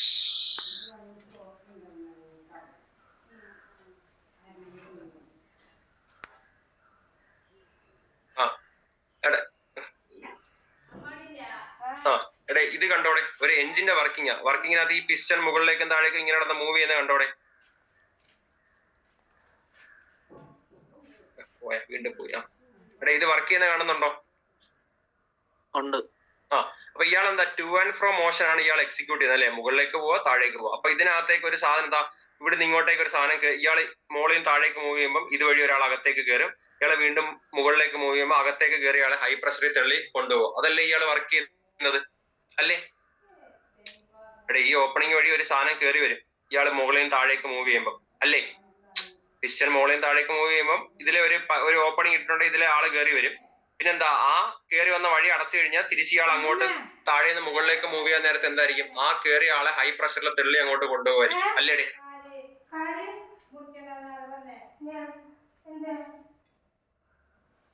ആണോടെ? അതെ അതെ. മനസ്സിലായി. ഓക്കെ, ശരി. അപ്പൊ ഇങ്ങനെയുള്ള ആൾ, ഇയാളെ നോക്കി, ഇയാളെ വെർട്ടിക്കലിയാണ് നമ്മളിപ്പോ വെച്ചേക്കുന്നത് അല്ലെ, നൂത്ത് വെച്ചേക്കാണ്. ഇനി ഇയാളെ ചരിച്ചു വെക്കുകയാണ്. ആ സാധനമാണ് ഈ കാണിച്ചേക്കുന്നത് അല്ലേടെ. ആ ഇരിക്കുന്ന ആളെ ഞാനങ്ങ് ചരിച്ച്. എന്നിട്ട് നേരത്തെ പറഞ്ഞ പോലെ തന്നെ സക്ഷൻ പൈപ്പ് എവിടെ നിന്നാണോ വെള്ളം കയറി വരുന്നത് അല്ലെ വലിച്ചെടുക്കുന്നത്, അവിടെ ഒരു സക്ഷൻ പൈപ്പ് ഇട്ടേക്കാണ്. അപ്പൊ സക്ഷൻ പൈപ്പ്, എന്നിട്ട് ഒരു സക്ഷൻ പൈപ്പിനകത്ത് ഒരു സക്ഷൻ വാൽവ് കാണും. എന്നിട്ട് എന്താ, ഈ പൈപ്പ് വഴി നേരത്തെ ഇവിടുത്തെ പോലെ തന്നെ എന്താ, ഇയാൾ ഇവിടുന്ന് ഇങ്ങോട്ടേക്ക് വലിക്കുകയാണ്. അപ്പൊ നോക്കി, ഇയാള് മറ്റേ ഒരു ബ്ലേഡ് കറങ്ങി ക്രിയേറ്റ് ചെയ്യുന്ന വലിവിനെക്കാട്ടിലും വലിയ വലിവ് അല്ലെങ്കിൽ കുറച്ചുകൂടി ഹെവി ആയിട്ടുള്ള ഒരു ഫോഴ്സ് ആയിരിക്കും ഇയാൾ മുകളിലേക്ക് വലിച്ച്, അതായത് ഈ പിസ്റ്റൺ ഇവിടുന്ന് ഇങ്ങോട്ടേക്ക് മൂവ് ചെയ്യുക. അതായത് ഇവിടെ കണക്ട് ചെയ്ത് ഇയാൾ ഇങ്ങനെ കറങ്ങുന്നതനുസരിച്ച് ഈ പിസ്റ്റൺ ഇവിടുന്ന് ഇങ്ങോട്ട് മൂവ് ചെയ്യും, അങ്ങോട്ടും ഇങ്ങോട്ടും to and fro motion execute ചെയ്യും. അതുകൊണ്ടാണ് ആ ടു ആൻഡ് ഫ്രോ മോഷനെയാണ് റെസിപ്രോക്കേറ്റിംഗ് മോഷൻ എന്ന് പറയുന്നത്. അപ്പൊ ഒരു സിലിണ്ടർ നമ്മളെടുത്ത് ചരിച്ചു വെച്ചേക്കാണ്. അപ്പൊ ഇത് ഇവിടുന്ന്, അതായത് ഈ സൈഡിൽ നിന്ന് ഇവിടുന്ന് ഇങ്ങോട്ടേക്ക് മൂവ് നേരത്തെ ഇവിടുന്ന് ഇങ്ങോട്ടേക്ക് ഒരു വലിവ് ക്രിയേറ്റ് ചെയ്യാൻ നേരത്തെ ബ്ലേഡ് കറങ്ങി ഉണ്ടാവുന്നതിനെക്കാട്ടിലും ഒരു വലിയ ഫോഴ്സ് ആയിരിക്കും ഇയാൾ ഇവിടുന്ന് ഇങ്ങോട്ടേക്ക് മൂവ് ചെയ്യുമ്പോൾ ഉണ്ടാക്കുന്ന ആ ഒരു വലിവ്. അപ്പൊ അതുകൊണ്ട് ഇവിടെ വെള്ളം നിറച്ച് വെക്കേണ്ട നിർബന്ധമില്ല, ഇവിടുന്ന് താനെ വെള്ളം കയറി വന്നോളും. അപ്പൊ ഇവിടെ ഒരു വാൽവ് ഉണ്ടായിരിക്കും. ഈ വാൽവ് മുകളിലേക്ക് തുറന്ന് ഇയാള് ഇവിടുന്ന് ഇടത്തുനിന്ന് വലത്തേക്ക്, അതായത് ലെഫ്റ്റിൽ നിന്ന് റൈറ്റിലേക്ക് മൂവ് ചെയ്യാൻ നേരത്ത് ഇവിടുന്ന് ഈ വാൽവിനെ ഇങ്ങോട്ടേക്ക് തെള്ളി തുറന്നുകൊണ്ട് ഇവിടുന്ന് ഇങ്ങോട്ടേക്ക് തുറന്നുകൊണ്ട് വെള്ളം കയറി ഇതിനകത്ത് നിറയും. അപ്പൊ ഇയാൾ ഇവിടുന്ന് മൂവ് ചെയ്ത് ഇവിടെ എത്തുമ്പോഴേക്ക് നോക്കണേ, ഇത് ഫുൾ അങ്ങ് വെള്ളമായിട്ട് നിറയത്തില്ല. അപ്പൊ ഇയാളുടെ പൊസിഷൻ ഇവിടെ ആയിരിക്കും. അപ്പൊ ഫുള്ള് വെള്ളം കയറി നിറഞ്ഞു കഴിയുമ്പോൾ പിന്നെ ഇവിടുന്ന് ഇങ്ങോട്ടേക്ക് വലിവില്ലല്ലോ, അപ്പൊ ഈ വാൽവ് ഇങ്ങോട്ടേക്ക് അടഞ്ഞു. ഇനി ഇയാൾ ഇവിടുന്ന് ഇങ്ങോട്ടേക്ക് ഫുള്ള് വെള്ളം കയറി നിറഞ്ഞിരിക്കുകയാണ്, പുള്ളിക്കാണ് പിസ്റ്റൺ ഇരിക്കുന്നത്. ഇനി പിസ്റ്റൺ എങ്ങോട്ടേക്കായിരിക്കും? ഇവിടുന്ന് ഇങ്ങോട്ട് മൂവ് ചെയ്താൽ പിന്നെ പുള്ളിക്കാരൻ ഇവിടുന്ന് ഇങ്ങോട്ടല്ലേ മൂവ് ചെയ്യാൻ പറ്റത്തുള്ളൂ. പറഞ്ഞു ഇതില് മറ്റേ എയർ ഗ്യാപ്പിന്റെ പ്രശ്നം കുഴപ്പമില്ലല്ലോ സെൻട്രിഫ്യൂഗിൽ പോലെ? ഇല്ല. കാര്യം എന്താ, സിംപിളി ഒരു ബ്ലേഡ് കറങ്ങി ക്രിയേറ്റ് ചെയ്യുന്ന വലിവിനെക്കാട്ടിലും കൂടുതലായിരിക്കത്തില്ലേ ഇത്രയും വലിയൊരു സാധനം ഇവിടുന്ന്. ഇവിടെ നമ്മൾ മറ്റേ സിറിഞ്ച് വെച്ച് വലിക്കത്തില്ലേ, മനസ്സിലായ? അതായത് സിറിഞ്ച് എടുത്തിട്ട് നമ്മൾ വെള്ളത്തിനകത്ത് ഇട്ട് മരുന്ന് കയറ്റി വരുമ്പോൾ ഉണ്ടാവുന്ന വലിവും ഒരു ബ്ലേഡ് കിടന്ന് ക്രിയേറ്റ് ചെയ്യുന്ന വലിവും തമ്മിൽ വ്യത്യാസമില്ലേ? കത്തില്ലേ? അപ്പൊ സെയിം സാധനം. ഈ സിറിഞ്ചിന്റെ പിസ്റ്റൺ ആണ് നമ്മുടെ മേലേക്ക് വലിച്ചത്. അപ്പൊ എന്താ, ഇതുവഴി വെള്ളം കയറി ഇതിനെ, അപ്പൊ വെള്ളം താഴെ മുകളിലേക്ക് കയറി വരുമ്പോ ഇയാൾ ഇങ്ങോട്ടേക്കല്ലേ എടുത്തുള്ളത്, ഇങ്ങോട്ട് തള്ളിക്കളെ. അപ്പം വെള്ളം കയറി വന്നു, ഇത് ഫുള്ള് സിറിഞ്ചിന്റെ ആ സാധനം ഫുള്ള് വെള്ളം നിറഞ്ഞു. അപ്പൊ സിറിഞ്ചിന്റെ ആ മുകളിലത്തെ പിസ്റ്റൺ ഇവിടെ ഇരിക്കുകയാണ്. അപ്പം പിന്നെ വെള്ളം കയറി വരാത്തപ്പോ ഇയാളെ ഇങ്ങോട്ടേക്ക് തള്ളത്തില്ലല്ലോ, ഇയാള് നോർമലി എന്തായിരിക്കും, അടഞ്ഞിരിക്കും അല്ലേ? പിന്നെ വെള്ളം ഇങ്ങോട്ട് വന്ന് തെള്ളിയാലും തിരിച്ച് ഇങ്ങോട്ട് വെള്ളം ഇറങ്ങി പോകത്തില്ലല്ലോ, പോകത്തില്ല. അപ്പൊ പിന്നെന്താ, വെള്ളം വരുമ്പോ തെള്ളുന്ന പിന്നെതാ ഇതിനെ ഇങ്ങോട്ട് തള്ളിയെങ്കിൽ ഇവിടുന്ന് വെള്ളം വരുമ്പോ ഇതിനെ ഇങ്ങോട്ടേക്കല്ലേ തല്ല, അപ്പൊ പിന്നെ ഡെലിവറി വാൽവ് ആയിരിക്കും തുറക്കുക. അപ്പം പിസ്റ്റൺ ഇവിടുന്ന് ഇങ്ങോട്ടേക്ക് മൂവ് ചെയ്യുന്നു, ഇതിനകത്ത് ഫുള്ളിരിക്കുന്ന വെള്ളത്തിനെ തെള്ളി ഇങ്ങോട്ടേക്ക് കളയുക. കത്തിയോ? കത്തിയോട് അപ്പൊ ഇതാണ് ഇയാളുടെ വർക്കിംഗ് കണ്ടീഷൻ. അതായത് ഈ പിസ്റ്റന്റെ റെസിപ്രോക്കേറ്റിംഗ് ആക്ഷൻ മൂലം ഇയാള് ഈ ഇടത്ത് നിന്ന് വലത്തേക്ക് മൂവ് ചെയ്യാൻ നേരത്ത് ഇവിടുന്ന് ഇങ്ങോട്ടേക്ക് വെള്ളം കയറി വരുന്നു. അപ്പം വെള്ളം കയറി നിറഞ്ഞു കഴിയുമ്പോൾ പിസ്റ്റൺ ഈ പോർഷനിലെത്തി. അപ്പൊ ഈ വാൽവ് ഓട്ടോമാറ്റിക്കലി അടഞ്ഞു. പിന്നെ വെള്ളത്തിനെ ഇയാൾ ഇങ്ങോട്ടേക്ക് തെള്ളി കൊണ്ടുവരും. അപ്പം ഈ വാൽവ് ഇങ്ങോട്ടേക്ക് തുറന്ന് വെള്ളത്തിനെ ഡെലിവറി ചെയ്ത് കളയും. അപ്പൊ നിങ്ങൾ നോക്കട്ടെ, ഇത് നമുക്ക് മാനുവലി ഓപ്പറേറ്റ് ചെയ്യാൻ പറ്റുന്ന വാൽവാണ്, ഡെലിവറിയിൽ ഇരിക്കുന്നത്. കാര്യം നമുക്ക് എവിടത്തേക്കാണ് ആ വെള്ളം പമ്പ് ചെയ്യേണ്ടത് അവിടെ ഇരിക്കുന്ന ആ പൈപ്പിനകത്തിലായിരിക്കും വാൽവ് ഇരിക്കുന്നത്. അപ്പൊ നമ്മൾ ഈ വാൽവ് അടച്ചു വെച്ചുകൊണ്ട് ഇയാളെ ഓപ്പറേറ്റ് ചെയ്ത് കഴിഞ്ഞാൽ ഇയാൾ ഇങ്ങോട്ടേക്ക് നീങ്ങുമ്പോഴേക്കും ഇവിടെ ഭയങ്കര പ്രഷർ ബിൽഡ് ചെയ്യത്തില്ലേ? ഇതിലാണ് പൊട്ടിത്തെറിച്ച് പോകത്തില്ലയോടെ പോകും. നമ്മൾ എന്ത് പറഞ്ഞത്, റെസിപ്രോക്കേറ്റിംഗ് പമ്പിന്റെ കേസിൽ ഈ ഡെലിവറി വാൽവ് അടച്ചു വെച്ചുകൊണ്ട് ഇയാളെ ഓപ്പറേറ്റ് ചെയ്യാൻ പറ്റില്ല. കാര്യം എന്താ, ഈ പിസ്റ്റൺ ഇവിടുന്ന് ഇങ്ങോട്ടേക്ക് കയറി പിസ്റ്റൺ ഇവിടെ എത്തി ഫുള്ള് വെള്ളം നിറഞ്ഞിരിക്കുകയാണ്. അപ്പൊ പിസ്റ്റൺ പിന്നെ ഇവിടുന്ന് ഇങ്ങോട്ടേക്ക് മൂവ് ചെയ്യുമ്പോൾ ഇയാളെ വെള്ളത്തിനെ തെള്ളി പ്രഷർ ബിൽഡ് ചെയ്ത് വരിക അല്ലേ? ഒത്തിരി വലിയ സ്പേസിൽ ഫ്രീ ആയിട്ടിരിക്കുന്ന ആളെ അമക്കി കൊണ്ടുവരുന്ന വെച്ചാൽ പ്രഷർ ബിൽഡ് ചെയ്യുക. അപ്പൊ അത്രയും പ്രഷർ ബിൽഡ് ചെയ്ത് ഇവിടെ കൊണ്ടുവരുമ്പോൾ ഇത് അടച്ചു വെച്ചിരുന്ന എന്താ, ആ വെള്ളം എല്ലാം ഒന്ന് പൊട്ടിത്തെറിച്ച് പൈപ്പെല്ലാം പൊട്ടിയങ്ങ് പോകും. അപ്പൊ അതുകൊണ്ടാണ് നമ്മൾ പറഞ്ഞത് സെൻട്രിഫ്യൂഗൽ പമ്പിന്റെ ഡെലിവറി പൈപ്പിലുള്ള ഡെലിവറി വാൽവ് അടച്ചു വെച്ചുകൊണ്ട് വേണമെങ്കിൽ ഇയാളെ വർക്ക് ചെയ്യിക്കാം. പക്ഷെ ഒരു കാരണവശാലും റെസിപ്രോക്കേറ്റിംഗ് പമ്പിന്റെ കേസിൽ ഡെലിവറി വാൽവിനെ അടച്ചു വെച്ചുകൊണ്ട് ഇയാളെ വർക്ക് ചെയ്യിക്കാൻ പറ്റത്തില്ല. ഓക്കെ, അപ്പൊ ഇത്രയുള്ള ഇയാളുടെ വർക്കിംഗ്, വേറെ വലിയ കാര്യങ്ങളൊന്നുമില്ല. അപ്പം സക്ഷൻ പൈപ്പ്, ഡെലിവറി പൈപ്പ്, പിന്നെ ഈ ഒരു സിലിണ്ടർ കാണും. ഈ സിലിണ്ടറിനകത്തായിരിക്കും പിസ്റ്റൺ മൂവ് ചെയ്യുന്നത്. അപ്പൊ പിസ്റ്റന്റെ മൂവ്മെന്റ് മൂലമാണ് ഇതിനകത്തേക്ക് വെള്ളം കയറി നിറയുക. പിസ്റ്റൺ ലെഫ്റ്റിൽ നിന്ന് റൈറ്റിലേക്ക് മൂവ് ചെയ്യുമ്പോൾ ഒരു സക്ഷൻ ക്രിയേറ്റ് ചെയ്യുക, അതൊരു വലിവ്. ആ സക്ഷനെയാണ് വലിവ് എന്ന് പറയുന്നത്. സക്ഷൻ ക്രിയേറ്റ് ചെയ്ത് ഇതിനകത്ത് ഫുള്ള് വെള്ളം കയറി നിറയുന്നു. അങ്ങനെ പിസ്റ്റൺ അതിന്റെ റൈറ്റ് ഹാൻഡ് സൈഡിൽ എത്തുന്നു. അതിനുശേഷം ഫുള്ളി വെള്ളം നിറഞ്ഞു, ഈ വാൽവ് അടഞ്ഞു. പിന്നെ പിസ്റ്റൺ എന്താ ഇങ്ങോട്ട് മൂവ് ചെയ്യുന്നത്. അപ്പൊ ഇവിടെ എത്തിക്കഴിഞ്ഞാൽ പിന്നെ ഇങ്ങോട്ടേക്ക് മൂവ് ചെയ്യാൻ നേരത്തെ എന്താ, ഡെലിവറി വാൽവിനെ തെള്ളി തുറന്ന് ഓപ്പൺ ആക്കിക്കൊണ്ട് പൈപ്പ് പമ്പ് ചെയ്യുന്നു. അപ്പൊ ഇതാണ് ഇയാളുടെ വർക്കിംഗ് പ്രോസസ്. അപ്പം ഇതിനകത്ത് പ്രധാന ശ്രദ്ധിക്കേണ്ട കാര്യങ്ങൾ നേരത്തെ പറഞ്ഞാണ്, വാൽവ് തുറന്നു നോക്കുന്ന കാര്യങ്ങൾ രണ്ടുപേരുടെ, അതുപോലെ എന്താണ് പ്രൈമിംഗ് ഓഫ് പമ്പ്. ഇനി ഇതിനകത്ത് നമുക്ക് വെള്ളം പ്രോബ്ലം ചെയ്യാൻ നേരത്ത് വേണ്ടുന്ന രണ്ട് കാര്യങ്ങളാണ്. രണ്ട് മാർക്കിങ്സ് ഇതിനകത്ത് ഉണ്ട്. ഒരു HS എന്നും HD എന്നും പറഞ്ഞ് എഴുതി വെച്ചിരിക്കുന്നത്. HS എന്ന് വെച്ച് കഴിഞ്ഞാൽ സക്ഷൻ ഹെഡും HD എന്ന് പറഞ്ഞാൽ ഡെലിവറി ഹെഡും ആണ്. അതായത് നമ്മളിപ്പം എന്താ, എത്ര ഹൈറ്റിലേക്കാണോ വെള്ളം അടിച്ചു കയറ്റുന്നത്, അതായത് നമ്മുടെ ടാങ്ക് എന്തായാലും കിണറിന്റെ നിരപ്പിലായിരിക്കത്തില്ലല്ലോ ഇവിടെ വെച്ചേക്കുന്നത്, കുറച്ച് ഉയരത്തിലായിരിക്കും. കാര്യം ആ ഒരു പ്രഷർ ഡിഫറൻസ് വന്നാലേ നമ്മുടെ പൈപ്പുകളിലേക്കൊക്കെ വെള്ളം വരത്തുള്ളൂ. അപ്പൊ എത്ര ഉയരത്തിലാണോ നമ്മുടെ ടാങ്ക് ഇരിക്കുന്നത്, അതായത് ഡെലിവറി പൈപ്പ് അപ്പൊ അത്ര ഉയരത്തിലേക്കായിരിക്കുമല്ലോ വെച്ചേക്കുന്നത്. അതുകൊണ്ട് ടാങ്ക് ഇരിക്കുന്ന ആ ഹൈറ്റിന് ഡെലിവറി ഹെഡ് എന്നും, നമ്മൾ എത്ര താഴ്ചയെന്നാണോ വെള്ളം വലിച്ചു കയറ്റുന്നത് ആ ഒരു ഹൈറ്റിന്, അതായത് പമ്പിന്റെ അവിടെ അല്ലെ മോട്ടറിന്റെ അവിടെ നിന്ന് താഴേക്ക് എത്ര ഹൈറ്റ് ഉണ്ടോ മുകളിലേക്ക് എത്ര ഹൈറ്റ് ഉണ്ടോ, അപ്പൊ അതിനെയാണ് ടോട്ടൽ ഹെഡ് ഓഫ് വാട്ടർ എന്ന് പറയുന്നത്. അപ്പൊ അത് ഓർത്തിരിക്കുക, നമുക്ക് പ്രോബ്ലം ചെയ്യുമ്പോൾ ആവശ്യം വരും. അതായത് പ്രോബ്ലം ചെയ്യാൻ നേരത്തേക്ക് നമുക്ക് വാട്ടർ ഹെഡ് എന്നും പറഞ്ഞു തരും. ചില കേസിൽ ടോട്ടൽ വാട്ടർ ഹെഡ് H എന്നും പറഞ്ഞ് ഡയറക്ട്ലി പ്രോബ്ലത്തിൽ തരും. അല്ലെ ചില പ്രോബ്ലത്തിനകത്ത് ഡെലിവറി ഹെഡ് ഓഫ് ദ സാധനം ഈസ് ഇത്ര and suction head of the സാധനം ഈസ് ഇത്ര എന്ന് പറഞ്ഞായിരിക്കും തരിക. ഓക്കെ, അത് ശ്രദ്ധിക്കുക. ഇത് പ്രോബ്ലം ചെയ്യുമ്പോൾ വരുന്ന ഒരു കാര്യമാണ് ഇവിടെ പറയുന്നത്. അതായത് മോസ്റ്റ് പ്രോബ്ലത്തിലും നമുക്ക് head of the water H is equal to ഇത്ര മീറ്റർ, 5 മീറ്റർ, 20 മീറ്റർ, 15 മീറ്റർ എന്ന് പറഞ്ഞ് ഡയറക്ട്ലി തരും. എന്നാൽ ചില പ്രോബ്ലത്തിനകത്തില് direct head of the water എന്ന് പറഞ്ഞ് തരാതെ ഡെലിവറി ഹെഡ് ഇത്ര, സക്ഷൻ ഹെഡ് ഇത്ര എന്ന് പറഞ്ഞായിരിക്കും തരിക. അപ്പൊ ടോട്ടൽ ഹെഡ് എന്ന് വെച്ച് കഴിഞ്ഞാൽ എന്താണ്? Total head capital H is equal to delivery head plus suction head ആണ്. അത്ര ഓർത്തിരിക്കുക. അതായത് ടോട്ടൽ ഹെഡ് ഓഫ് വാട്ടർ എന്ന് പറഞ്ഞുകൊണ്ട് ഉദ്ദേശിക്കുന്നത് ഇത്രയാണ്. നമ്മളെ എത്ര ഉയരത്തിലേക്കാണ് ഈ പമ്പ്, റെസിപ്രോക്കേറ്റിംഗ് പമ്പ് ആയാലും സെൻട്രിഫ്യൂഗൽ പമ്പ് ആയാലും നമ്മൾ കിണറ്റിൽ നിന്നോ അല്ലെങ്കിൽ ഏത് കുളത്തിൽ നിന്നോ ഏത് വാട്ടർ ബോഡിയിൽ നിന്നാണോ വെള്ളം അടിച്ച് നമുക്കൊരു യൂസബിൾ ആയിട്ടുള്ള ഡെലിവറി ചെയ്യേണ്ട സ്ഥലം കാണുമല്ലോ. വീടാണെങ്കിൽ ടാങ്ക്, അല്ലെങ്കിൽ കൃഷി സ്ഥലം, അങ്ങനെ കൃഷി നിൽക്കുന്ന സ്ഥലത്തേക്ക് കുളത്തിൽ നിന്ന് എവിടെന്നെങ്കിലും അടിച്ചായിരിക്കുമല്ലോ വെള്ളത്തെ പമ്പ് ചെയ്യുന്നത്. അപ്പൊ ഈ പമ്പ് ചെയ്യുന്ന സ്ഥലം എത്ര ഹൈറ്റിലാണ് ഇരിക്കുന്നത്, അതിനെയാണ് ഹെഡ് ഓഫ് ദ വാട്ടർ എന്ന് പറയുന്നത്. അപ്പൊ നോർമലി ഒരു പ്രോബ്ലം ചെയ്യുന്ന നേരത്തെ ഹെഡ് ഓഫ് ദ വാട്ടർ ഇത്ര എന്നും പറഞ്ഞ് തരുമായിരിക്കും. 15 മീറ്ററോ 20 മീറ്ററോ 4 മീറ്ററോ എന്ന് പറഞ്ഞു തരും. പക്ഷെ ചില പ്രോബ്ലത്തിൽ പറയും സക്ഷൻ ഹെഡ് ഇത്ര മീറ്റർ, ഡെലിവറി ഹെഡ് ഇത്ര മീറ്റർ. അപ്പൊ ടോട്ടൽ ഹെഡ് എന്താണ്? Suction head plus delivery head. അത്രേ ഓർത്തിരിക്കുക, വേറെ വലിയ കാര്യങ്ങളൊന്നുമില്ല. ഇവിടെ ഇത് ഇങ്ങനെ ഷോർട്ടായിട്ട് പഠിപ്പിച്ചാലേ പറ്റത്തുള്ളൂ. അതുകൊണ്ടാണ് ഇങ്ങനെ ഞൊടുക്കായിട്ട് പറയുന്നത്. നമ്മളെ ഇൻ ഡീറ്റെയിൽഡ് ഡെപ്ത് ആയിട്ട് ഡിഫൈൻ ചെയ്ത് പഠിപ്പിക്കാൻ നല്ല സമയം വേണം. നമുക്ക് അതിന്റെ ആവശ്യമില്ല. ഈ സമയത്ത് അത് പഠിപ്പിക്കാനും പറ്റത്തില്ല. ഓക്കെ, അപ്പം ഇനി വേറൊരു കാര്യം പറഞ്ഞുതരാം. നമ്മൾ വീട്ടിൽ ഇരിക്കുന്ന സാധനത്തിന് ജസ്റ്റ് പറഞ്ഞേക്കാൻ നമുക്ക് ആവശ്യമുള്ള കാര്യമല്ല. നമ്മൾ മോട്ടർ എന്നാ പറയുന്നത്. അപ്പം ഒന്ന് ഞാൻ ഒരു കാര്യം ആലോചിക്കാം. ഇയാള് താനെ കറങ്ങത്തില്ലല്ലോ ഈ ബ്ലേഡ്. അപ്പം ഈ ബ്ലേഡിനെ കറക്കാൻ വേണ്ടി, അതായത് പമ്പിനകത്ത് ഇമ്പലറിന്റെ ബ്ലേഡിനെ കറക്കാനായിട്ട് നമ്മൾ വെക്കുന്ന ആളാണ് മോട്ടർ. ആ മോട്ടർ ഇതിന്റെ ഷാഫ്റ്റുമായിട്ട് കപ്പിൾഡ് ആയിരിക്കും. അപ്പൊ അങ്ങനെ ആയിരിക്കും. എന്താ ഇവിടെ ഫിഗർ ഉണ്ടായിരുന്നല്ലോ,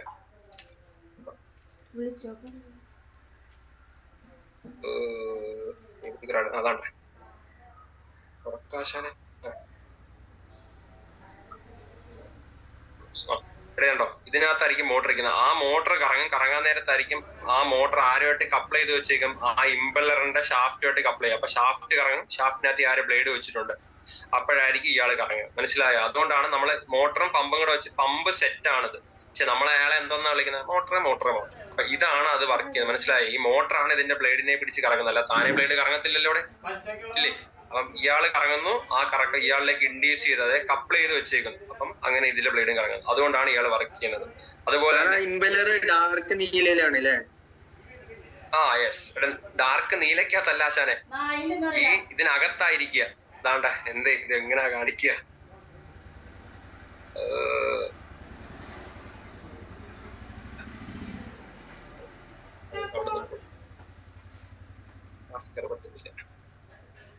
അതാണ്ടേ, കണ്ടോടെ? ഇവിടെ ആയിരിക്കും നമ്മൾ മോട്ടറിന്റെ, ആ മോട്ടർ കറങ്ങുന്ന ഷാഫ്റ്റ് ആയത്. അതുകൊണ്ട് ഇത് കപ്പിൾ ചെയ്തേക്കുമ്പോ ഇയാള് മോട്ടർ കറങ്ങുമ്പോ ഇയാളും കറങ്ങത്തില്ലേ? കത്തിയ ഓക്കെ, സമാധാനം. നമ്മുടെ സാധനം അവിടെ പോയി. അതാണ്ട. അപ്പം സെൻട്രിഫ്യൂഗലി അയാളെ പിടിച്ച് അങ്ങനെ കറക്കുന്നത് ആ മോട്ടറാണ്. ഇനി റെസിപ്രോക്കേറ്റിംഗ് എടുത്തു കഴിഞ്ഞതാ ഇവിടെയും കറക്കം വേണ്ടേ? ഇതിങ്ങനെ റൊട്ടേറ്റ് ചെയ്യുമ്പോഴല്ലേ ഈ ഷാഫ്റ്റ് ഇങ്ങനെ പിസ്റ്റൺ അങ്ങോട്ടും ഇങ്ങോട്ടും മൂവ് ചെയ്യുന്നത്. അപ്പൊ ഇവിടെ ആര് വേണം? മോട്ടർ വേണം. ഇനി ഞാൻ പറഞ്ഞായിരുന്നു, ഓക്കെ, ഇയാള് ഹൈ പ്രഷർ ആപ്ലിക്കേഷൻസിനാണ് നമ്മൾ റെസിപ്രോക്കേറ്റിംഗ് പമ്പിന് ഉപയോഗിക്കുന്നത്. പക്ഷെ നോർമൽ പമ്പിങ് ആപ്ലിക്കേഷൻസിന് വേണ്ടിയിട്ടാണ് ആരെ ഉപയോഗിക്കുന്നത്? സെൻട്രിഫ്യൂഗലിനെ ഉപയോഗിക്കുന്നത്. അപ്പൊ ഇത്രയായി. ഇനി നെക്സ്റ്റ് നമുക്ക് പറയാനുള്ളത് പമ്പാണ്. ഇപ്പം മോട്ടറിന്റെ കേസ് എടുത്തു കഴിഞ്ഞാല്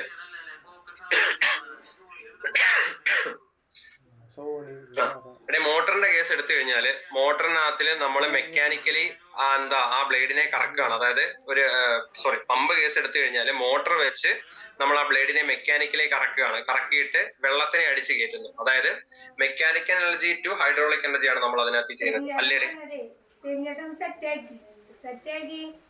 ആണോ? അതായത് നമ്മൾ ഇലക്ട്രിക്കൽ എനർജി കൊടുക്കുന്നു. ഇലക്ട്രിക്കൽ എനർജി കൊടുത്ത് മോട്ടറിനെ കറക്കുന്നു. മോട്ടർ കറങ്ങുക എന്ന് പറയുമ്പോൾ എന്താ? മെക്കാനിക്കൽ കറക്കം, മെക്കാനിക്കലാണ്. ആ മോട്ടർ കറങ്ങുന്ന കറക്കത്ത് വെച്ചിട്ട് നമ്മൾ ബ്ലേഡിനെ കറക്കുന്നു. ബ്ലേഡ് വെള്ളത്തിനെ കൊണ്ടെത്തിക്കുന്നു. ഇനി നേരെ ഓപ്പോസിറ്റ് അല്ലേ ടർബൈൻ എടുത്തു കഴിഞ്ഞാൽ വെള്ളം വന്ന് വീഴുന്നു. അതായത് ഹൈഡ്രോളിക്, വെള്ളത്തിന് ഹൈഡ്രോളിക് എനർജി എന്നാണ് പറയുന്നത്. ഹൈഡ്രോളിക് എനർജി, വെള്ളം വന്ന് വീണ് ടർബൈൻ കറങ്ങുന്നു. ടർബൈന്റെ ബ്ലേഡിൽ വന്ന് വെള്ളം അടിക്കുമ്പോൾ ടർബൈൻ കറങ്ങത്തില്ലേ? കറക്കം എന്താ? മെക്കാനിക്കല്. ടർബൈൻ കറങ്ങുന്ന അത് വെച്ചുകൊണ്ട് നമ്മൾ ഇലക്ട്രിസിറ്റി ഉണ്ടാക്കുന്നത് അല്ലേ? അപ്പൊ നോക്കണേ, ഒന്നിന്റെ നേരെ റിവേഴ്സ് അല്ലേ മറ്റേത്? ആണോ അല്ലയോ? അതെ. അപ്പൊ ഈ ഒരു ഐഡിയ ആണ് നമുക്ക് ഇവിടെ വേണ്ടത്. അതായത് പ്രോബ്ലം ചെയ്യാൻ നമുക്ക് ഇത്. അപ്പൊ ഒറ്റ ഇക്വേഷൻ പഠിച്ചാൽ അത് ഇക്വേഷൻ തിരിച്ചിട്ട് കഴിഞ്ഞാൽ മറ്റേ ഇക്വേഷൻ ആണ്. അപ്പൊ ഇവിടുന്ന് പ്രോബ്ലം ചെയ്യാൻ നമുക്ക് അത് ഉപകരിക്കും. അപ്പം പമ്പ് എടുത്തു കഴിഞ്ഞാൽ പമ്പിന് നമ്മൾ മോട്ടറിനെ കറക്കാനായിട്ട് ആദ്യം ഇലക്ട്രിക്കൽ എനർജി കൊടുക്കുന്നു. ഇലക്ട്രിക്കൽ എനർജിയിൽ പമ്പ് കറങ്ങുക എന്ന് പറയുന്നത് എന്താ, അല്ലെങ്കിൽ അതിന്റെ ബ്ലേഡ് കറക്കുക, പമ്പ് സെറ്റിന്റെ ബ്ലേഡ് കറക്കുക എന്ന് പറയുന്നത് മെക്കാനിക്കലാണ്. മെക്കാനിക്കൽ കറങ്ങുന്ന മൂലം അയാൾ വെള്ളത്തിനെ പമ്പ് ചെയ്യുന്നു, ഹൈഡ്രോളിക് എനർജി. ഈ ടർബൈൻ എടുത്തു കഴിഞ്ഞാൽ നേരെ തിരിച്ച് വെള്ളം വന്ന് ടർബൈന്റെ ബ്ലേഡ് അടിക്കുന്നു. അപ്പൊ ഹൈഡ്രോളിക് എനർജി അപ്പൊ അടിക്കാൻ നേരത്തെ ടർബൈന്റെ ബ്ലേഡ് കറങ്ങുന്നു. മെക്കാനിക്കല് ആ കറക്കം മൂലം നമ്മൾ ആൾട്ടർനേറ്ററിനെ കറക്കി ഇലക്ട്രിസിറ്റി ഉണ്ടാക്കുന്നു, ഇലക്ട്രിക്കൽ. അപ്പം ഒന്നിന്റെ നേരെ റിവേഴ്സ് ആണ് മറ്റേ ആൾ വർക്ക് ചെയ്യുന്നത്. ഓക്കെ, ആ ഒരു ബേസിക് ഐഡിയ നമുക്ക് ഉണ്ടായിരിക്കണം. ഈ ഐഡിയ നമുക്ക് വേണമെന്നത് പ്രോബ്ലം ചെയ്യാനുള്ള ഇക്വേഷൻ പഠിക്കുമ്പോഴാണ് നമുക്ക് വേണ്ടത്. ഓക്കെ, അപ്പൊ ഈ ടർബൈൻസ് നമുക്ക് പ്രധാനമായിട്ടും 3 തരം ടർബൈൻസ് ആണ് നമുക്കുള്ളത്. ആ ടർബൈൻസിന്റെ പേര് നമ്മളെ സിലബസിനകത്ത് തന്നെ കിടപ്പുണ്ട്. Pelton wheel turbine, Francis turbine, കെപ്ലാൻ turbine. Okay, അതായത് പെൽട്ടൺ വീല് എല്ലായിടത്തും ലോകത്താകമാനം ഉപയോഗിക്കുന്ന പവർ ജനറേഷൻ ഉപയോഗിക്കുന്ന, അതായത് ഹൈഡ്രോളിക് പവർ എനർജി, ജലവൈദ്യുത നിലയം, അവിടെ എല്ലാം ഉപയോഗിക്കുന്നത് ഈ 3 തരം ടർബൈൻസിൽ ഏതെങ്കിലും ഒരു ടർബൈൻസ് ആയിരിക്കും. അപ്പൊ 3 ടർബൈൻസേ എല്ലായിടത്തും ഉള്ളൂ. ആ 3 പേരും ഈ ആൾക്കാരാണ്. ഒന്ന് പെൽട്ടൺ വീല്, ഒന്ന് ഫ്രാൻസിസ്, ഒന്ന് കെപ്ലാൻ. ഇനി ഇവരെ എങ്ങനെയൊക്കെ ഒരു 2-3 രീതിയിൽ ഇവരെയൊക്കെ ക്ലാസിഫൈ ചെയ്ത് വെച്ചിട്ടുണ്ട്. ഈ ക്ലാസിഫിക്കേഷൻസ് നമുക്ക് ആവശ്യമായിട്ട് വരും. ഇവിടെ നിന്ന് ഒരു ചോദ്യം വരും. അപ്പൊ അതില് ഹെഡിന്റെ ബേസിസിൽ, അപ്പൊ ഹെഡ് എന്ന് വെച്ച് കഴിഞ്ഞാൽ നമ്മൾ പറഞ്ഞേക്കുന്നത് എന്താ, വെള്ളം എത്ര ഉയരത്തിലാണ് നിൽക്കുന്നത്, അല്ലെ എത്ര ഉയരത്തിലേക്കാണ് വെള്ളം പമ്പ് ചെയ്യേണ്ടത് എന്ന കേസിനെയാണ് നമ്മൾ ഹെഡ് ഓഫ് ദ വാട്ടർ എന്ന് പറയുന്നത്. അതായത് total head is equal to suction head plus delivery head ആണെന്ന് നമ്മളിപ്പോ പറഞ്ഞായിരുന്നല്ലോ. ഇനി ആ ഹെഡിന്റെ ബേസിസിൽ നമ്മുടെ ടർബൈൻസിനെ 3 ക്ലാസിഫൈ ചെയ്തിരിക്കുന്നത്. അതായത് പലതരത്തിലുള്ള ക്ലാസിഫിക്കേഷൻസ് ആണ് ഞാൻ പറയാൻ പോകുന്നത്. പക്ഷെ ഈ പലതരത്തിലും ക്ലാസിഫൈ ചെയ്ത് വെച്ചേക്കുന്നത് ആരെയൊക്കെ തന്നെ, ഈ പറയപ്പെടുന്ന 3 ആൾക്കാരെ തന്നെ, പെൽട്ടനെയും ഫ്രാൻസിസിനെയും കെപ്ലാനെയും തന്നെയാണ്. അപ്പൊ ഇനി ഹെഡ് ഓഫ് ദ വാട്ടറിന്റെ ബേസിസിൽ, അപ്പൊ നമ്മുടെ ഇടുക്കി അണക്കെട്ട് ഒക്കെ എടുത്തു കഴിഞ്ഞാൽ നിങ്ങൾ മറ്റേ മഹേഷിന്റെ പ്രതികാരം സിനിമയ്ക്കകത്ത് അവർ ലാസ്റ്റ് ഇടുന്ന തല്ല് പിടിക്കാൻ നേരത്തെ ബാക്ക്ഗ്രൗണ്ടിൽ കാണിക്കുന്ന ഇടുക്കി അണക്കെട്ടാ, ഭയങ്കര വലിയ സൈസ് അല്ലേ. അപ്പൊ ആ റിസർവോയറിന്റെ ഹൈറ്റ് ഒക്കെ നിങ്ങളൊന്ന് ആലോചിച്ച് നോക്കുക, ഭയങ്കര ഹൈറ്റ് ആണ് അല്ലേ. അപ്പം അവിടെ ഹെഡ് ഓഫ് വാട്ടർ അല്ലെ, വെള്ളത്തിന്റെ ഉയരം എത്ര ഉയരത്തിലാണ് വെള്ളം നിർത്തിക്കുന്നത്, ഭയങ്കര ഹൈറ്റിലാണ്. അപ്പം വെള്ളത്തിന്റെ ഉയരം അല്ലെങ്കിൽ ആ ഹെഡ് 250 മീറ്ററോ അല്ലെങ്കിൽ അതിൽ കൂടുതലോ ആണെങ്കിൽ അതിനെ ഹൈ ഹെഡ് ടർബൈൻസ് എന്ന് പറയും. Pelton wheelers and high head turbine. ഇനി ആ വെള്ളത്തിന്റെ ഹൈറ്റ് 250-നും 60 മീറ്ററിനും ഇടയ്ക്ക്, അതായത് അത്രയും ആ സിനിമയിൽ കാണിക്കുന്ന പോലെ അത്രയും വലിയ ഡാം അല്ല, കുറച്ച് ചെറിയ ഡാമാണ്. അതിന്റെ ഹൈറ്റ് എന്ന് പറയുന്നത് 250-നും 60-നും ഒക്കെ ഇടയ്ക്കാണെങ്കിൽ അവിടെ അങ്ങനെയുള്ള പവർ ജനറേറ്റിംഗ് സ്റ്റേഷൻ ഉപയോഗിക്കുന്ന ടർബൈനെ നമ്മൾ മീഡിയം ഹെഡ് ടർബൈൻ ആയിരിക്കും അവിടെ ഉപയോഗിക്കുക. ആ മീഡിയം ഹെഡ് ടർബൈൻ ഒരു എക്സാമ്പിൾ ആണ് ഫ്രാൻസിസ് ടർബൈൻ. ഇനി നമ്മുടെ കുഞ്ഞു അതായത് നമ്മുടെ ശബരിമലയിലൊക്കെ അവിടെയും ചെറിയ ജലവൈദ്യുത നിലയങ്ങളുണ്ട്. അതുപോലെ നമ്മുടെ ഓരോ ചെറിയ ആറുകളിലും നദികളിലും ഒക്കെ ചെറിയ ജലവൈദ്യുത നിലയങ്ങളുണ്ട്. അപ്പൊ അവിടെയൊക്കെ നോക്കട്ടെ, അതിൽ ഒഴുക്കൊക്കെ എന്തായിരിക്കും, തീരെ കുറവായിരിക്കും. അപ്പൊ അവിടെ ചെറിയ ഡാം ആയിരിക്കും കെട്ടിവെച്ചത്, ചെറിയ ചെക്ക് ഡാമുകളൊക്കെ ആയിരിക്കും. അപ്പൊ അങ്ങനെയുള്ളിടത്തും നമ്മൾ എന്താ ഇലക്ട്രിസിറ്റി ജനറേറ്റ് ചെയ്യുക. അപ്പൊ അവിടെയൊക്കെ ഉപയോഗിക്കുന്ന എന്താ, ഹെഡ് ചെറിയ ഇതായിരിക്കത്തില്ലേ. അപ്പൊ വെള്ളത്തിന്റെ ഹൈറ്റ് കുറവായിരിക്കത്തില്ലേ. അപ്പൊ അതായത് 60 മീറ്റർ താഴെയാണ് വെള്ളത്തിന്റെ ഹൈറ്റ് എങ്കിൽ അവിടെ ഉപയോഗിക്കുന്നത് എന്താ, ലോ ഹെഡ് ടർബൈൻ ആയിരിക്കും. Kaplan turbine is and low head turbine. അപ്പൊ ഈ വക കാര്യങ്ങൾ ഓർക്കുക. വാട്ടർ ഹെഡിന്റെ ബേസിസിൽ നമ്മുടെ ടർബൈൻസിനെ 3 ഒന്ന് ഹൈ, പിന്നെ മീഡിയം, പിന്നെ ലോ അല്ലേ. നമ്മൾ എല്ലാത്തിനും ഹൈ, മീഡിയം, ലോ എന്നാ പറയുന്നത്. അപ്പൊ അത് ഓർത്ത് വെച്ചിരിക്കുക. പെൽട്ടൺ വീൽ ഒരു ഹൈ ഹെഡ് ടർബൈൻ ആണ്, ഫ്രാൻസിസ് ടർബൈൻ ഒരു മീഡിയം ഹെഡ് ആണ്, കെപ്ലാൻ ഒരു ലോ ഹെഡ് ആണ്. ഇനി ആക്ഷൻ ഓഫ് വാട്ടർ, അതായത് വെള്ളം വന്ന് ടർബൈന്റെ ബ്ലേഡ് അടിച്ചിട്ട് ആയിരിക്കും ടർബൈന്റെ ബ്ലേഡ് കറണ്ട് ഉണ്ടാവുന്ന ആ പരിപാടി നമുക്കറിയാം. ഇനി ഈ വെള്ളം വന്ന് ടർബൈന്റെ ബ്ലേഡ് അടിക്കുന്നത് ഈ 3 പേരിലും, അതായത് പെൽട്ടനകത്തും ഫ്രാൻസിസിനകത്തും കെപ്ലാനിനകത്തും ഒരേ രീതിയിലല്ല. അപ്പൊ വന്ന് വെള്ളം വീഴുന്ന രീതി വെച്ചുകൊണ്ട് ഇവരെ വീണ്ടും 2 നമ്മൾ തരംതിരിച്ചിട്ടുണ്ട്. ഇമ്പൾസ് ടർബൈൻ എന്നും റിയാക്ഷൻ ടർബൈൻ. അപ്പൊ ഇമ്പൾസ് ടർബൈൻ നമ്മൾ 10ാം ക്ലാസ്സിൽ വെച്ചിട്ടുണ്ട്, മറ്റേ impulsive force, large amount of force acting four A short period of time. ഭയങ്കര എമൗണ്ട് ഓഫ് ഫോഴ്സ്, അതായത് ഒത്തിരി ഫോഴ്സ് കുറച്ചു നേരത്തേക്ക് ഒരു പ്രതലത്തിൽ അല്ലെങ്കിൽ ഒരു പ്ലേസിൽ ആക്ട് ചെയ്യുന്നതിനെയാണ് നമ്മൾ ഇമ്പൾസീവ് ഫോഴ്സ്. നമ്മൾ ക്രിക്കറ്റ് ബോൾ അല്ലെങ്കിൽ ക്രിക്കറ്റ് കളിക്കാൻ നേരത്ത് നമ്മൾ അത്രയും പവർ എടുത്തിട്ടായിരിക്കും ഒരു ബാറ്റ്സ്മാൻ ആ ബാറ്റ് കൊണ്ട് ബോളിനെ അടിക്കുക. അപ്പൊ നോക്കട്ടെ, നമ്മുടെ അത്രയും പവർ കുറച്ചു നേരത്തേക്ക് ആ ബാറ്റിൽ കൊള്ളുന്നതിന്റെ ഫലമായിട്ടായിരിക്കും ബോൾ തെറിച്ചു പോകുന്നത്. അതിനെയാണ് നമ്മൾ ഇമ്പൾസീവ് ഫോഴ്സ് എന്ന് പറയുന്നത്. ഇതുപോലെ തന്നെ നമ്മൾ സിമ്പിള് ഹോസിൽ നിന്ന് വെള്ളം വരാൻ നേരത്ത് നമ്മുടെ വിരല് കൊണ്ട് ആ ഹോസിന്റെ പകുതി അടച്ചു കഴിഞ്ഞാൽ വരുന്ന വെള്ളത്തിന് ഭയങ്കര പ്രഷർ ആയിരിക്കത്തില്ലേ. അപ്പം നമ്മൾ നോർമലി ഹോസിൽ നിന്ന് വരുന്ന വെള്ളം കൊണ്ട് എന്തെങ്കിലും ഇരിക്കുന്ന ഒരു സാധനത്തിനകത്ത് അടിച്ചു കഴിഞ്ഞാൽ ആ സാധനം നീങ്ങാനുള്ള സാധ്യത, ഒരു വെള്ളക്കുപ്പി വെച്ചേക്കുക, എന്നിട്ട് വെള്ളം നോർമലി ടാപ്പ് തുറന്ന് ഹോസിൽ നിന്ന് വെള്ളം വരുന്ന വെച്ചിട്ട് ആ കുപ്പിക്കകത്ത് അടിച്ച കുപ്പി നീങ്ങണമെന്നില്ല. പക്ഷെ നമ്മുടെ വിരല് കൊണ്ട് പകുതി അടച്ചു കഴിഞ്ഞാൽ ആ വരുന്ന വെള്ളത്തിന്റെ ഫോഴ്സ് മാറി. അപ്പൊ നമ്മൾ ആ കുപ്പിക്കകത്ത് അടിച്ച കുപ്പി നീങ്ങിപ്പോ, അല്ലെ എന്തിനകത്താണോ അടിക്കുന്നത് അത് നീങ്ങിപ്പോ അല്ലെ. അപ്പൊ അവിടെ വെള്ളത്തിന് എന്ത് ഫോഴ്സാ, ഇമ്പൾസീവ് ഫോഴ്സാണ്. അപ്പൊ ആ ഇമ്പൾസീവ് ഫോഴ്സ് മൂലം മറിക്കുന്ന ടർബൈൻ ആണെങ്കിൽ അയാളെ ഇമ്പൾസീവ് ടർബൈൻ എന്നും, ഇനി റിയാക്ഷൻ ടർബൈൻ ഉണ്ട് എന്ന് വെച്ച് കഴിഞ്ഞാൽ ഒരു സൈഡിൽ വെള്ളത്തിന്റെ ഹൈ പ്രഷർ, ഒരു സൈഡിൽ വെള്ളത്തിന് കുറഞ്ഞ പ്രഷർ. അപ്പൊ എന്താ ഹൈ പ്രഷറും ലോ പ്രഷറും. അപ്പൊ എന്താ പ്രഷർ കൂടിയെടുത്ത് നിന്നും കുറഞ്ഞിടത്തേക്ക് ഒരു തെള്ളൽ ഉണ്ടാകത്തില്ലേ? ആ തെള്ളൽ മൂലം, അതായത് പ്രഷർ ഡിഫറൻസ് മൂലമുള്ള ഒരു റിയാക്ഷൻ ഫോഴ്സ് ഉണ്ട്. ആ റിയാക്ഷൻ ഫോഴ്സ് കൊണ്ട് വർക്ക് ചെയ്യുന്ന ടർബൈനാണ് അയാളെ റിയാക്ഷൻ ടർബൈൻ എന്നും പറയുന്നത്. അപ്പൊ ഇതില് നമ്മൾ ആദ്യം പറഞ്ഞ പെൽട്ടൺ വീൽ ടർബൈൻ ഒരു ഇമ്പൾസ് ടർബൈനും മറ്റു രണ്ടാൾക്കാർ ഫ്രാൻസിസും കെപ്ലാനും എന്താണ് റിയാക്ഷൻ ടർബൈനുമാണ്. ഇനി ആ റിയാക്ഷൻ ടർബൈനകത്തിൽ തന്നെ രണ്ട് തരം റിയാക്ഷൻ ഉണ്ട്. ആക്സിയൽ ഫ്ലോ റിയാക്ഷൻ ടർബൈനും ഉണ്ട്, റേഡിയൽ ഫ്ലോ റിയാക്ഷൻ ടർബൈനും ഉണ്ട്. അതിനകത്തില് ആക്സിയൽ ഫ്ലോ റിയാക്ഷൻ ടർബൈൻ ആണ് കെപ്ലാൻ turbine, radial flow reaction turbine ആണ് ഫ്രാൻസിസ് ടർബൈൻ. ഇവിടെ ഞാൻ അത് ഒന്നുകൂടി പറയാം, ഇത് നമുക്ക് ഇമ്പോർട്ടന്റ് ആയിട്ടുള്ളതാണ്, ഇവിടുന്ന് ചോദ്യം വരുന്നതാണ്.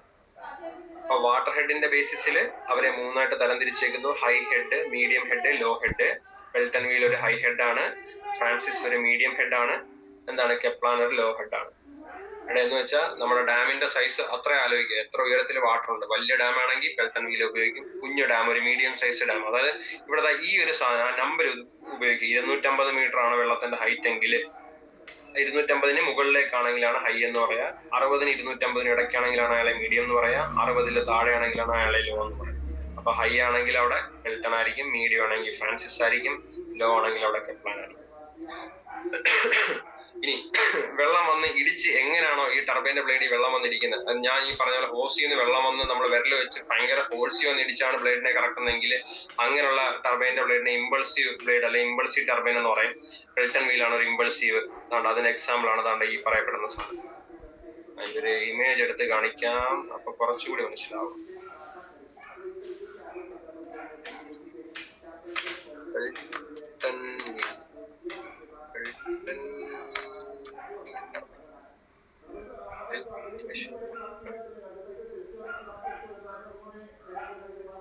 ഈ ഓഡിയോ നിങ്ങൾക്ക് കേൾക്കാൻ പറ്റൂടെ? ഇല്ല സാർ, കേൾക്കത്തില്ല അല്ലേ? ഓ ശരി. അവിടെ നാട്ടെ പെൽട്ടൺ വീലാണ്, സ്പീഡ് കൂട്ടാം.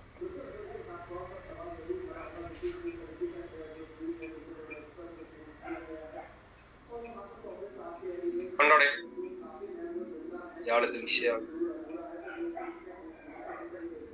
കുറച്ചുകൂടെ ബാക്ക് വരൂ. കണ്ടോ വെള്ളം വന്ന് ഇടിച്ച് ആ വെള്ളത്തിന്റെ ഫോഴ്സ് കൊണ്ട് കറങ്ങുന്നു കത്തിയോടെ. ഇതാണ് നമ്മുടെ ടർബൈൻ, അതാണ് പെൽട്ടൺ വീൽ എന്ന് പറയുന്നത്. ബാക്കി സാധനങ്ങളൊന്നും നമുക്ക് വേണ്ട. കണ്ടോടെ? ഓക്കെ, വിട്ടേക്ക, നമുക്ക് അത്രയും മതി. ക്ലോസ് ആവളി. അപ്പൊ ഇതിനകത്തില് ഇതിന്റെ ഒരു പെൽട്ടൺ വീലിന്റെ കേസ് എന്ന് വെച്ച് കഴിഞ്ഞാൽ ഒരു ഇതായിരിക്കും നമ്മുടെ ഷാഫ്റ്റ്. നേരത്തെ നമ്മൾ സെൻട്രിഫ്യൂഗൽ പറഞ്ഞ പോലെ ഒരു ഷാഫ്റ്റ് ആയിരിക്കും. ഷാഫ്റ്റിനകത്തിൽ ഡിസ്ക് ഉണ്ട്. ആ ഡിസ്കിന്റെ പെരിഫറിയിലൂടെ നമ്മുടെ സ്പൂണില്ലേ, ആ സ്പൂണിന്റെ ആ കോരുന്ന ഭാഗം, ആ കൈ പിടിക്കുന്ന ഹാൻഡിലല്ല, അത് ഒഴിച്ച് അത് കട്ട് ചെയ്ത് കളഞ്ഞ് ബാക്കി ആ സ്പൂണിന്റെ നമ്മൾ എന്താ കോരി എടുക്കുന്ന ആ സാധനങ്ങളായിരിക്കും ഈ ഇങ്ങനെ മൗണ്ട് ചെയ്ത് വെച്ചേക്കും. അപ്പൊ നോക്കണേ, ഒരു പെൻസ്റ്റോക്ക് പൈപ്പ്, അതായത് ഡാമിൽ നിന്ന് വെള്ളം കൊണ്ടുവരുന്ന പൈപ്പിനെ പെൻസ്റ്റോക്ക് പൈപ്പ് എന്നായിരിക്കും പറയുന്നത്. ആ പെൻസ്റ്റോക്ക് പൈപ്പിൽ നിന്ന് നമ്മളൊരു നോസിൽ വെച്ചേക്കുക. നോസിൽ എന്ന് വെച്ച് കഴിഞ്ഞാൽ നമ്മൾ ഇത്രയേ ഉള്ളൂ, ഫ്രീ ആയിട്ട് വെള്ളം വരുന്നതിന് വരെ നമ്മുടെ വിരൽ വെച്ച് അടച്ചു കഴിഞ്ഞാൽ എന്തായിരിക്കും, വെള്ളം പ്രഷറിലായിരിക്കും വരുന്നത്. അപ്പം പ്രഷർ വരാനായിട്ട് പ്രഷറിൽ വെള്ളം വരാൻ വേണ്ടിയിട്ട് വെച്ചേക്കുന്ന ഒരു അറേഞ്ച്മെന്റിനാണ് ഒരു നോസിൽ അറേഞ്ച്മെന്റ്. അതായത് ഒരു ഈ സാധനം ഇത് ഇങ്ങോട്ട് മൂവ് ചെയ്യുന്നതനുസരിച്ച് നമ്മൾ വിരൽ കൊണ്ട് അടയ്ക്കുന്ന എഫക്റ്റ് അല്ലേ ഉണ്ടാവുന്നത്. ഇത് പുറകോട്ട് നീങ്ങി കഴിഞ്ഞാൽ വെള്ളം ഫ്രീ ആയിട്ടായിരിക്കും വരിക. അപ്പൊ ഇവിടെ പ്രഷർ അല്ലെങ്കിൽ ഒരു ഇമ്പൾസീവ് ഫോഴ്സ് അല്ലെങ്കിൽ ആ ഒരു എന്താ വന്ന് ഇടിക്കുന്നതിനൊരു പ്രഷർ ഉണ്ടായിരിക്കത്തില്ല. വെള്ളം ഇതിലേക്കൂടെ വന്ന് ഇതിനകത്ത് ഇടിക്കുമ്പോൾ ഒരു പ്രശ്നം ഉണ്ടാവും. പക്ഷെ ഇത് ഇങ്ങോട്ട് നീങ്ങി വന്നാൽ വെള്ളം വരുന്ന ഏരിയ കുറയും. നമ്മൾ കൈ വെച്ച് അടയ്ക്കുന്നതിന് തുല്യ ഒരു ഫീൽ ആയിരിക്കും ഇത് ഇങ്ങോട്ടേക്ക് നീങ്ങുന്നതനുസരിച്ച് വരും.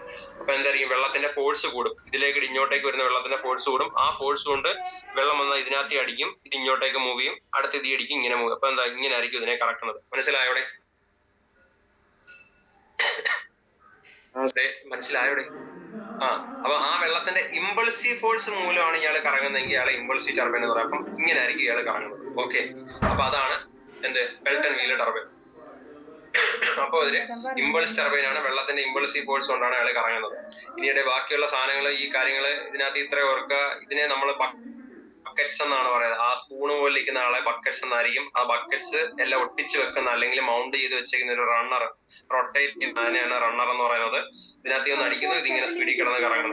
അപ്പൊ ഇതിനെ മൊത്തത്തിൽ ഒരു കേസിങ്ങിനകത്തായിരിക്കും അടിച്ചു വെച്ചേക്കുക. എന്ന് വെച്ചാൽ എന്താണ്, ഇതിനകത്ത് വന്ന് വെള്ളം അടിച്ച് തെറിക്കുമ്പോൾ ഇവിടെ ഒരു സ്പ്ലാഷിംഗ് ഉണ്ടാവും. ഇത് പിന്നെ ഭയങ്കര സ്പീഡിലാണ് കറങ്ങണം. ഈ സാധനം ഇനി എങ്ങാനും വല്ലതും അടിച്ച് തെറിച്ച് പോയി കഴിഞ്ഞാൽ ആർക്കും ഡാമേജ് ഒന്നും വരുന്നില്ല. അപ്പൊ അതിന് വേണ്ടി ഒരു കേസിങ്ങിനകത്തായിരിക്കും ഇട്ട് വെച്ചത്. അതുപോലെ ഈ വെള്ളം ഇടുന്ന സ്പ്ലാഷ് ചെയ്യുന്നത് ഭയങ്കര ഹൈ പ്രഷറിലായിരിക്കും. ഇവിടെ ഇത് ചെറിയൊരു സൈസ് ആയിരിക്കത്തില്ല, നമ്മുടെ ഒരു വീടിന്റെ സൈസ് ഒക്കെ കാണും ഒരു ടർബൈനൊക്കെ, മനസ്സിലായോ? അപ്പൊ അതിനെ മൊത്തത്തിൽ കേസിങ്ങിലൊക്കെ ആയിരിക്കും വെച്ചേക്കുന്നത്. നമ്മൾ ഈ ചെറുതായിട്ട് പടം വരച്ച് കാണിക്കുന്നതേ ഉള്ളൂ. ഇവിടെ ഉണ്ടാകുന്ന വെള്ളത്തിന്റെ പ്രഷർ എന്നൊക്കെ വെച്ച് കഴിഞ്ഞാൽ നമുക്ക് ഊഹിക്കാവുന്നതിലും വളരെ കൂടുതലായിരിക്കും. അപ്പൊ അതാണ് പെൽട്ടൺ വീൽ ടർബൈന്. വേറെ ഒന്നും നമുക്ക് അവിടെ വേണ്ട. ഇനി നെക്സ്റ്റ് ഫ്രാൻസിസ് ടർബൈൻ ആണ്. അതായത് നമ്മൾ നേരത്തെ പഠിച്ചൊരു പമ്പില്ലേ, സെൻട്രിഫ്യൂഗൽ പമ്പ്, ആ പമ്പിന്റെ അതേപോലത്തെ ഒരു സെറ്റപ്പ് ആണ്, പക്ഷെ നേരെ തിരിച്ചാണ് ഓപ്പറേറ്റ് ചെയ്യുന്നത്. അതായത് പമ്പിനകത്ത് നമ്മൾ എങ്ങനെയാ പറഞ്ഞ, സക്ഷൻ പൈപ്പ് വഴി വെള്ളം കയറി ഇവിടെ വന്നിട്ട് ഇയാള് കറക്കി പുറത്തേക്ക് കളയുന്നല്ലേ പറഞ്ഞു. ഇത് നേരെ തിരിച്ചാണ്. ഇതിലെ വെള്ളം കയറി വന്ന് ഈ ബ്ലേഡിനെ കറക്കുന്നു. ഇവിടെ പമ്പിനകത്ത് ഈ ബ്ലേഡ് കറങ്ങിയിട്ട് വെള്ളത്തിനെ എടുത്ത് കളയാം. അതിന്റെ നേരെ തിരിച്ചല്ലേ ടർബൈൻ.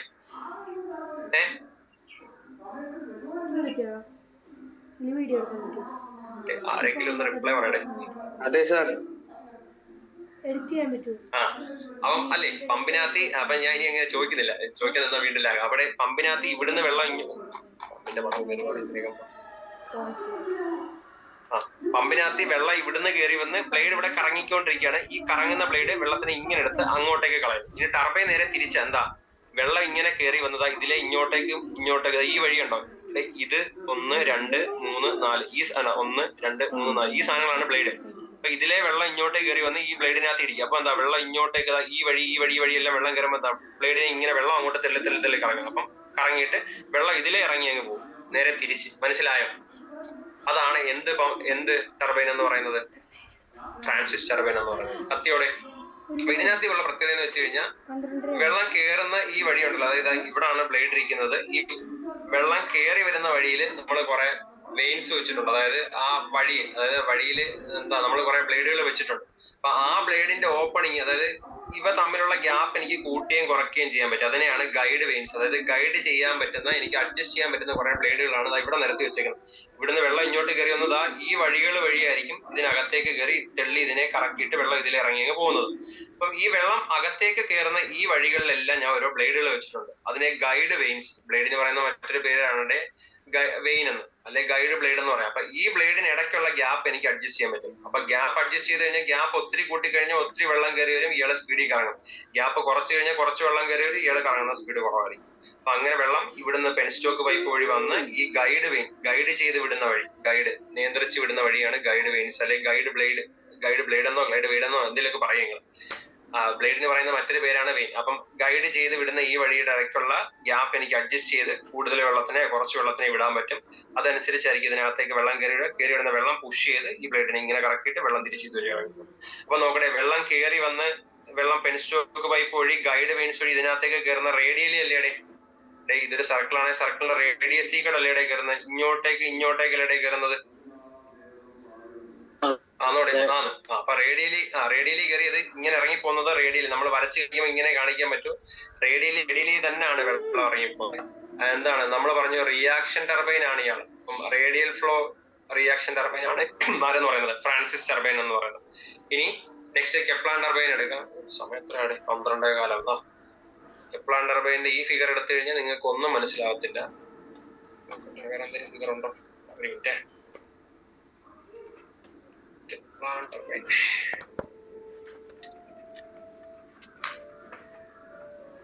നിങ്ങൾ ക്ഷമിക്കുക, മനസ്സിലായില്ലെങ്കിൽ ഈ ഒരു ചുരുങ്ങിയ സമയത്ത് ഇങ്ങനെയൊക്കെ പഠിപ്പിക്കാൻ പറ്റത്തുള്ളൂ, അല്ലാതെ നമുക്ക് വേറൊരു നിവർത്തി ഇല്ലടേ. ഇനി കെപ്ലാൻ ടർബൈൻ എന്ന് വെച്ച് കഴിഞ്ഞാൽ ഇതാണ് കെപ്ലാൻ ടർബൈൻ.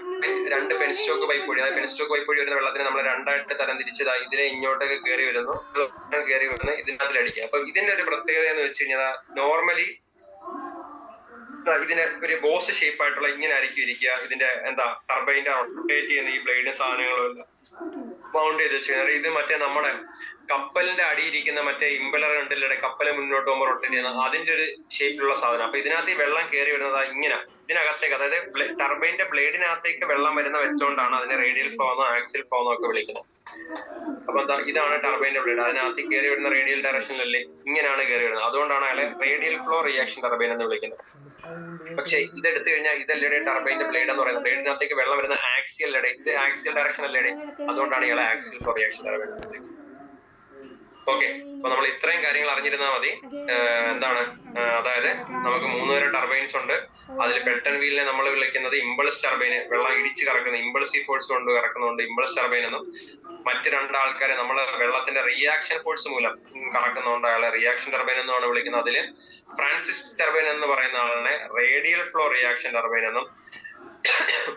പിന്നെ നമ്മളിപ്പോ കണ്ടതാ ഈ ഫിഗറിനെയാണ് ഇവർ ഇങ്ങനെ വരച്ചു വെച്ചേക്കുന്നത്. ഇത് കണ്ടാൽ നിങ്ങൾക്കൊന്നും മനസ്സിലാവത്തില്ല, അതുകൊണ്ടാണ് ഞാൻ അങ്ങനെ വരച്ചത്. അതായത് ഈ പുറത്ത് ഇവിടെ ഇങ്ങനെ കേസിങ് പോലൊരു സാധനം കാണാം ഉരുണ്ടിരിക്കുന്നത്, അതിനെയാണ് അവരിത് ഇങ്ങനെയൊക്കെ വരച്ചു വെച്ചേക്കുന്നത്. ഓക്കെ, അപ്പൊ ഇങ്ങനെ വെള്ളം കയറി വന്നത് ഇവിടെ ആണ് ഇരിക്കുന്നത്. അപ്പം വെള്ളം ആക്സിയലി ആണ് വരുന്നത്, റേഡിയലി അല്ല വെള്ളം കയറി വരുന്നത്. അതുകൊണ്ട് ഇതിനെ ആക്സിയൽ ഫ്ലോ റിയാക്ഷൻ ടർബൈൻ എന്ന് പറയുന്നത്.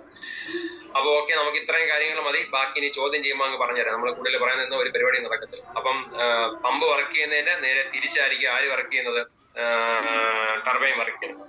എടേ, അപ്പൊ നമുക്ക് ഇനി എഫിഷ്യൻസിയുടെ ഒരു ഇതെടുത്ത് വെച്ച് പറഞ്ഞാല്, ഒരു സ്ലൈഡ് എടുത്ത് വെച്ചിട്ട് പറയാം, അപ്പൊ കുറച്ചുകൂടെ ഫ്രീ ആവും.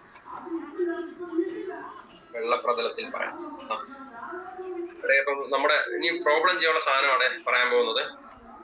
അന്ന് കഴിഞ്ഞിട്ട് നമുക്ക് പ്രോബ്ലത്തിലേക്ക് പോകാം. കാര്യം ഒരു പ്രോബ്ലം ഇവിടുന്ന് ചോദിക്കുന്നതാണ്. സാധാരണ പ്രോബ്ലംസ് നമുക്ക് ചെയ്യാൻ താല്പര്യമില്ലാത്തതാണ്. കാര്യം നമുക്ക് നമ്മളെ സംബന്ധിച്ച് പ്രോബ്ലം എന്ന് പറയുന്നത് പാടാണ്. പക്ഷേ ടർബൈന്റെയും പമ്പിന്റെയും പ്രോബ്ലം ചോദിച്ചാൽ സിമ്പിൾ ആണ്, ഒന്നുമില്ല, നമുക്ക് സിമ്പിളി ചെയ്ത് കളയാൻ പറ്റും. അതുകൊണ്ട് നിങ്ങൾ ഈ പ്രോബ്ലം ചെയ്യണമെന്നേ ഞാൻ പറയത്തുള്ളൂ. അതായത് മെക്കാനിക്കലുകാരായാലും മറ്റേത് സ്റ്റുഡൻസ് ആയാലും ഈ പ്രോബ്ലം ചെയ്യണമെന്ന് പറയത്തുള്ളൂ. അപ്പോൾ സിംപ്ലി നമുക്കറിയാം, നമ്മുടെ എഫിഷ്യൻസിയുടെ ഇക്വേഷൻ എന്ന് വെച്ച് കഴിഞ്ഞാൽ ഔട്ട്പുട്ട് ബൈ ഇൻപുട്ട് ആണ്.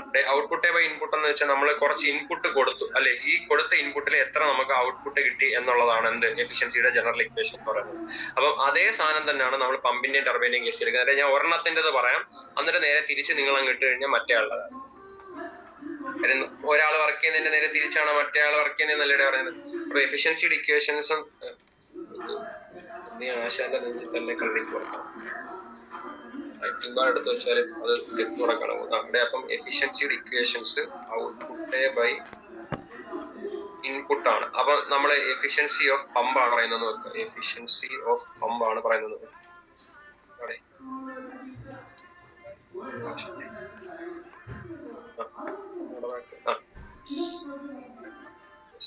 എഫിഷ്യൻസി ഓഫ് പമ്പ് അവിടെ. അപ്പം പമ്പിന്റെ കേസസില് നമ്മളെ ഇൻപുട്ട് അല്ലെ ഔട്ട്പുട്ട് കിട്ടുന്ന എന്തുവാടെ, നമുക്ക് വെള്ളത്തിനെ പമ്പ് ചെയ്യല്ലേ, വാട്ടർ പവർ അല്ലേ നമുക്ക് കിട്ടുന്നത്. നമ്മള് ഇൻപുട്ട് കൊടുക്കുന്ന എന്താണ്, ഒരു മോട്ടർ വെച്ചിട്ടല്ലേ കൊടുക്കുന്നത്, മോട്ടോർ പവർ ആണ് ഇവിടെ. ആണോടെ ഇവിടെ പമ്പിന്റെ കേസ് എടുത്തു കഴിഞ്ഞാൽ നമ്മള് ഇൻപുട്ടിൽ കൊടുക്കുന്ന ഒരു മോട്ടർ കൊടുക്കുക, മോട്ടറിന്റെ പവറാണ്. അതുപോലെ ഔട്ട്പുട്ടിൽ കിട്ടുന്ന വാട്ടർ പവർ. ഇനി നമ്മൾ പഠിക്കേണ്ടത് ഈ മോട്ടോർ പവറിനെ നമ്മൾ പി എന്നായിരിക്കും നൊട്ടേറ്റ് ചെയ്യുക. മോട്ടോർ പവറിനെ നമ്മൾ പി എന്നായിരിക്കും നൊട്ടേറ്റ് ചെയ്യുക. ഈ വാട്ടർ പവറിന്റെ ഇക്വേഷൻ, അതായത് വാട്ടർ പവറിന്റെ ഇക്വേഷൻ എന്ന് വെച്ച് കഴിഞ്ഞാല് റോ ജി ക്യു എച്ച് ആണ്. അപ്പൊ നമ്മുടെ എഫിഷ്യൻസിയുടെ ഇക്വേഷൻ എങ്ങനെ വരും, efficiency of pump is equal to water പവറിനെ നമ്മൾ rho G Q H divided by P വരും. ഓക്കെ, ഇതാണ് നമ്മുടെ ജനറൽ ഇക്വേഷൻ. ഇതെന്താണ്, എഫിഷ്യൻസി ഓഫ് പമ്പ് ആണ്.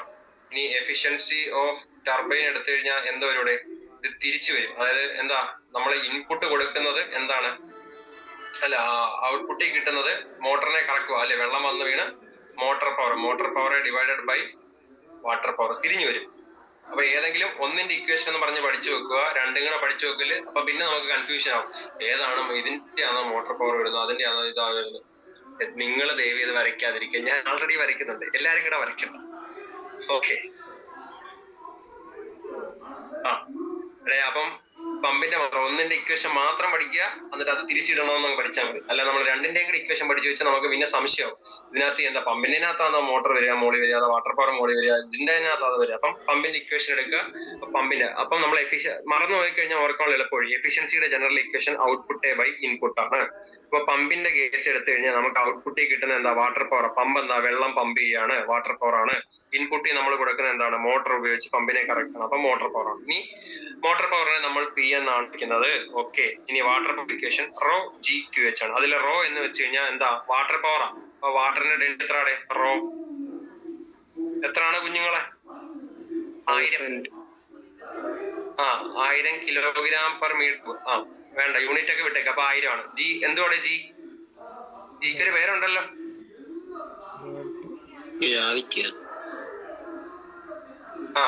ജി ആണ്. Acceleration due to gravity 9.81 metre per second square. അപ്പൊ ജി.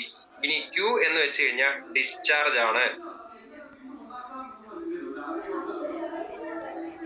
ഡിസ്ചാർജ് എന്ന് വെച്ചാൽ എന്താ? എത്ര വെള്ളം ഒഴുകി പോകുന്നു എന്നുള്ള. ഡിസ്ചാർജിന്റെ unit metre cube per second ആണ്. ഇത് നോക്കുക. അപ്പൊ നമുക്ക് മിക്ക കേസിലും ഡിസ്ചാർജ് തരും, പക്ഷെ ഡിസ്ചാർജിന്റെ യൂണിറ്റ് നമുക്ക് ഈ ഇക്വേഷനകത്ത് ഇടേണ്ട ഡിസ്ചാർജിന്റെ unit metre cube per second ആണ്. അപ്പൊ അവര് വേണമെങ്കിൽ ചില ക്വസ്റ്റ്യൻസിനകത്തില് എഴുതാനൊക്കെ പാടാണല്ലോ,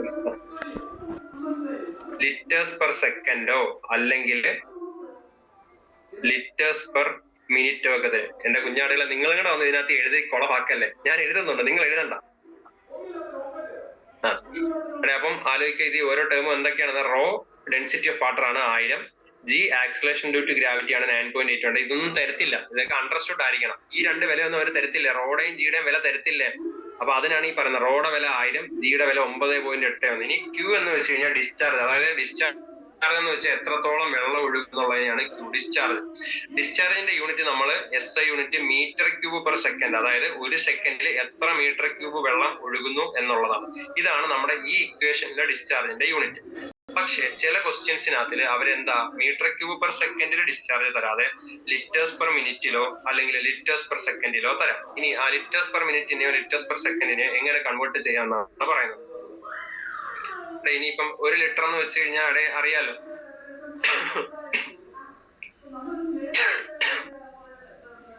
1000 ലിറ്ററിനെയാണ് നമ്മൾ 1 മീറ്റർ ക്യൂബ് എന്ന് പറയുന്നത് അല്ലെ. അപ്പൊ അതിനെ മീറ്റർ ക്യൂബിലോട്ട് മാറ്റി കഴിഞ്ഞാൽ ഇപ്പൊ 1000 ലിറ്റർ തന്നിരിക്കുന്ന ലിറ്ററിനെ എന്തുകൊണ്ട് ഡിവൈഡ് ചെയ്യണം? അവിടെ 1000 ലിറ്ററിനെയാണ് നമ്മൾ 1 മീറ്റർ ക്യൂബ് എന്ന് പറയുന്നത്. അപ്പൊ തന്നിരിക്കുന്നതിനെ മീറ്റർ ക്യൂബിലോട്ട് മാറ്റിയിട്ട് ഇപ്പൊ എന്തുകൊണ്ട് ഡിവൈഡ് ചെയ്യണം? അവിടെ ഇപ്പൊ അവര് പറയാണ് 5 ലിറ്റേഴ്സ് പെർ മിനിറ്റ് ആണെന്ന് പറഞ്ഞേക്കോ ഡിസ്ചാർജ് ക്യൂബ് ഒരു ക്വസ്റ്റ്യനകത്ത്.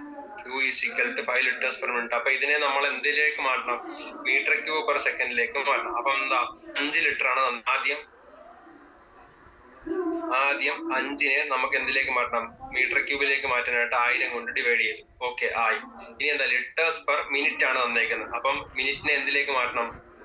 ലിറ്റേഴ്സ് പെർ മിനിറ്റ് ആണ്. മിനിറ്റിനെ എന്തിലേക്ക് മാറ്റണം? അവിടെ സെക്കൻഡിലേക്ക് മാറ്റണം. മിനിറ്റിനെ സെക്കൻഡിലേക്ക് മാറ്റാൻ എന്തുകൊണ്ട് വയ്ക്കുന്നത്? 60. കാര്യം എന്താ? 1 മിനിറ്റ് എന്ന് വെച്ചാൽ 60 സെക്കൻഡ്. അപ്പൊ മിനിറ്റിനെ സെക്കൻഡിലേക്ക് മാറ്റാൻ 60 കൊണ്ടാണ് ഗുണിക്കുന്നത്.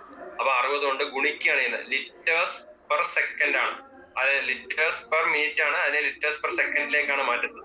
അപ്പൊ മാറ്റാൻ അപ്പൊ ഇത് എങ്ങനെ വരും? ഇവിടെ 5 ഡിവൈഡഡ് ബൈ 60 ഇൻറ്റു 1000 എന്ന് വരും. ആണോ? അതായത് ഇത്രയേ ഉള്ളൂ. അവർ ലിറ്റേഴ്സ് പെർ മിനിറ്റിലാണ് തരുന്നതെങ്കിൽ ആ തന്നിരിക്കുന്നതിനെ നമ്മൾ അത്രയും കൊണ്ട് ഒരു 60 കൊണ്ടും അങ്ങ് ഹരിക്കണം, അതായത് ഡിവൈഡ് ചെയ്യണം. അത്രയും ചെയ്താൽ മതി. അപ്പോൾ പ്രോബ്ലം ചെയ്യുമ്പോൾ പറഞ്ഞുതരാം.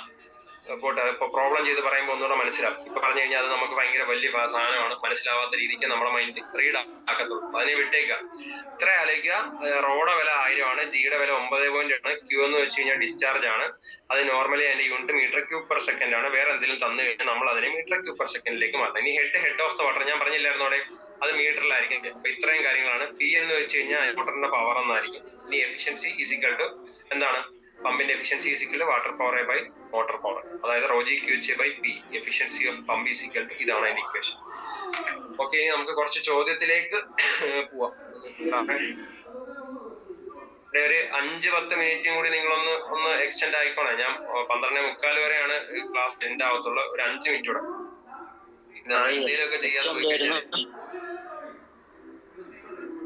ഹെഡ് ഓഫ് ദ വാട്ടർ എത്ര വെള്ളമുണ്ട് അവിടെ അതൊരു എടുത്ത് പറയുമ്പോൾ നിങ്ങൾക്ക് മനസ്സിലാവും.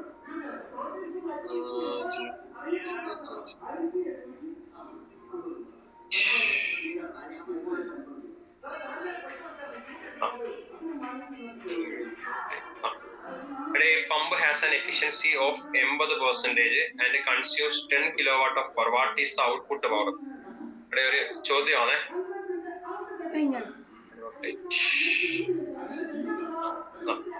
എന്താ ഒരു പമ്പിന്റെ എഫിഷ്യൻസി എന്ന് പറയുന്നത്? ശരിയാവുന്നില്ലല്ലോ. ശരി. ഇവിടെ ഒരു പമ്പിന്റെ എന്ന് പറയുന്നത് എത്രയാണ്? 80%. 80% എന്ന് വെച്ച് കഴിഞ്ഞാൽ നമുക്ക് 0.8 എന്ന് ഇവിടെ എഴുതാലോ. എഴുതാം. ഇനി എന്താണ്? Consumes 10 kW of power. അപ്പൊ power P is equal to 10 kW എന്ന് തന്നിട്ടുണ്ട്. ഇനി നമുക്കറിയാം efficiency of pump is equal to water പവറെ, അല്ലെങ്കിൽ മറന്നുപോയി, അപ്പൊ എഫിഷ്യൽ ടു എനിക്കറിയാം ഔട്ട്പുട്ട് ബൈ ഇൻപുട്ട് ആണ് എഫിഷ്യൻസിയുടെ ജനറൽ ഇക്വേഷൻ. ഇനി പമ്പിന്റെ കേസിൽ ഔട്ട്പുട്ട് എന്ന് പറയുന്നത്, പമ്പ് എന്താണ് ചെയ്യുന്നത്? വാട്ടർ പവർ ആണ്. അപ്പൊ ഔട്ട്പുട്ട് വാട്ടർ പവർ. ഞാൻ ഇക്വേഷൻ മറന്നു, നമുക്ക് ഇക്വേഷൻ എങ്കിലും ഓർത്തിരിക്കുക, എന്നാലും ഇത് ചെയ്യാൻ പറ്റും. എഫിഷ്യൻസിയുടെ ജനറൽ ഇക്വേഷൻ ഇൻപുട്ട് ആണ്. അപ്പൊ പമ്പിന്റെ ഇക്വേഷൻ എഴുതി efficiency of pump is equal to, പമ്പിന്റെ കേസിൽ പമ്പ് ഔട്ട്പുട്ട് തരുന്നത് എന്താ? വെള്ളം അടിച്ചു തരികയാണ്. അപ്പം വാട്ടർ പവർ ആണ്. ഇനി പമ്പ് ഇൻപുട്ട് എടുക്കുന്നത് എന്താണ്? മോട്ടറിന്റെ പവർ ആണ്. അതിനെ നമ്മൾ പി. നിങ്ങൾ വരയ്ക്കണ്ടേ? ഞാൻ വരയ്ക്കുന്നുണ്ടേ. അപ്പൊ വാട്ടർ പവറിന്റെ ഇക്വേഷൻ നമുക്കറിയാം എന്താണ്? Rho G Q H. അതാണ് അവർ ചോദിച്ചേക്കുന്നത്. What is the output power, അല്ലെ? ഔട്ട്പുട്ട് പവർ ഈ റോ ജി ക്യു എച്ച് ആണ് അവർ ചോദിച്ചേക്കുന്നത്. ഇനി മോട്ടറിന്റെ പവർ അവർ തന്നിട്ടില്ലേടെ? 10 kW. ഇത് തന്നിട്ടുണ്ട്. എഫിഷ്യൻസി ഓഫ് ദ പമ്പ് ഇതും തന്നിട്ടുണ്ട്. ഇത് എത്രയാണെന്നാണ് അവർ ചോദിച്ചേക്കുന്നത്. ഇത് എത്രയാണെന്നാണ് ചോദിച്ചേക്കുന്നത്. അപ്പൊ എന്ത് ചെയ്യും? ഇത് അവിടെ ഇട്ടിട്ട് ഇതിനെ ഇങ്ങോട്ട് കൊണ്ടുവരും. അപ്പം output power is equal to, അതായത് ഈ സാധനമാണ് നമ്മുടെ output power is equal to എന്താണ്? Efficiency of the pump into ഇത് ഇങ്ങോട്ട് വരും. ഡിവിഷൻ ഈക്വൽസ് അതിന്റെ അപ്പുറം പോകുമ്പോൾ എന്താവും? Into motor power. Efficiency of the pump എത്ര എന്ന് പറയാൻ തന്നിട്ടുണ്ടേ? 80%. അതിനെ നമ്മൾ 0.8 എന്ന് വിളിക്കും. അല്ലെങ്കിൽ എങ്ങനെ എഴുതണം? 0.8 എന്ന് വിളിക്കും. അല്ലെങ്കിൽ അതിനെ 8/100 എന്ന് എഴുതണം. അപ്പോൾ ഇത് തന്നെ വരും. 0.8 തന്നെ വരും.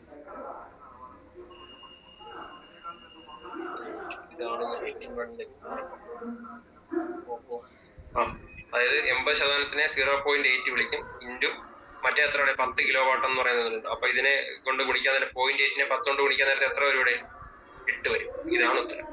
മനസ്സിലായോ? ഇത് കത്തിയോടെ. ഓക്കെ. ബാക്കി സമാധാനം. അപ്പൊ അതാണ് ഒരു ചോദ്യം. ഇനി നിങ്ങൾ വരയ്ക്കണ്ടേ? ഞാൻ വരയ്ക്കുന്നുണ്ടേ.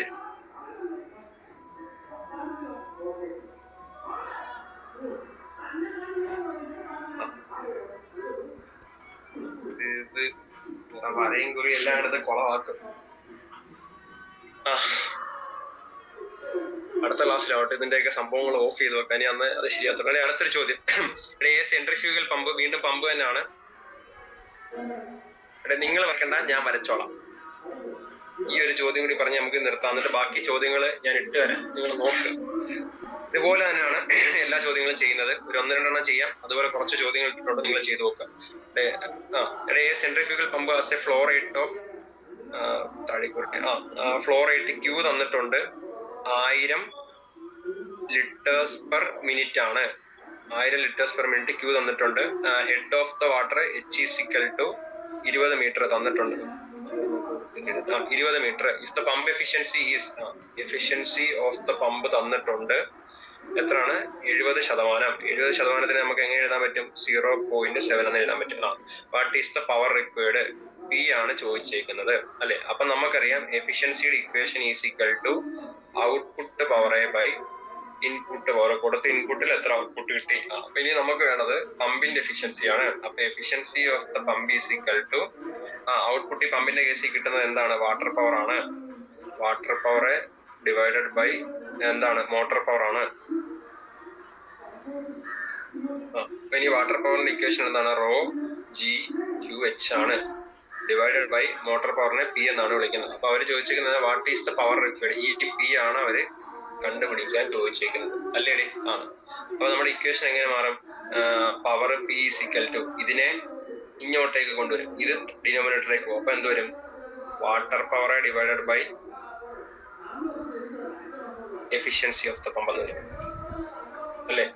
അപ്പം rho T Q H divided by efficiency of the pump എന്ന് വരും.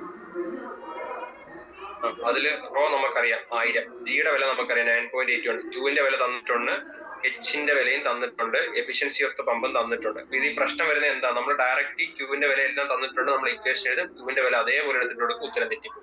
കാര്യം ഈ ക്യൂ തന്നേക്കുന്നത് എന്തിനകത്താണ്? ക്യൂ തന്നേക്കുന്നത് ലിറ്റേഴ്സ് പെർ മിനിറ്റിനകത്താണ്. നമുക്ക് ആ ലിറ്റേഴ്സ് പെർ മിനിറ്റിനെ എന്തിലേക്ക് മാറ്റണം? മീറ്റർ ക്യൂബ് പെർ സെക്കൻഡിലേക്ക്. മീറ്റർ പെർ സെക്കൻഡ് അല്ല, മീറ്റർ ക്യൂബ്. വോളിയം, എത്ര വെള്ളം ഒഴുകി പോകുന്നു എന്നുള്ള, അപ്പൊ വോളിയോ വെള്ളത്തിന് പറയുന്നത്. അപ്പൊ വോളിയത്തിന്റെ യൂണിറ്റ് എന്താ? Metre cube per second. അപ്പൊ നമുക്കറിയാം 1000 ലിറ്റർ ആണ്. അപ്പൊ 1000 ലിറ്ററിനെ എവിടെ ലിറ്റർ പെർ സെക്കൻഡ് അല്ലേ? 1000 ലിറ്റർ പെർ സെക്കൻഡ്. അപ്പം ലിറ്ററിനെ എന്തിലേക്ക് ആക്കണം? മീറ്റർ ക്യൂബിലേക്ക് ആക്കണം. അപ്പൊ ലിറ്ററിനെ മീറ്റർ ക്യൂബിലേക്ക് ആക്കാൻ 1000 ബൈ എന്താ? 1000 ലിറ്ററിനെയാണ് നമ്മൾ ഒരു മീറ്റർ ക്യൂബ് എന്ന് പറയുന്നത്. അപ്പൊ 1000 ബൈ 1000 ഡിവൈഡ് ചെയ്തു ആണേ.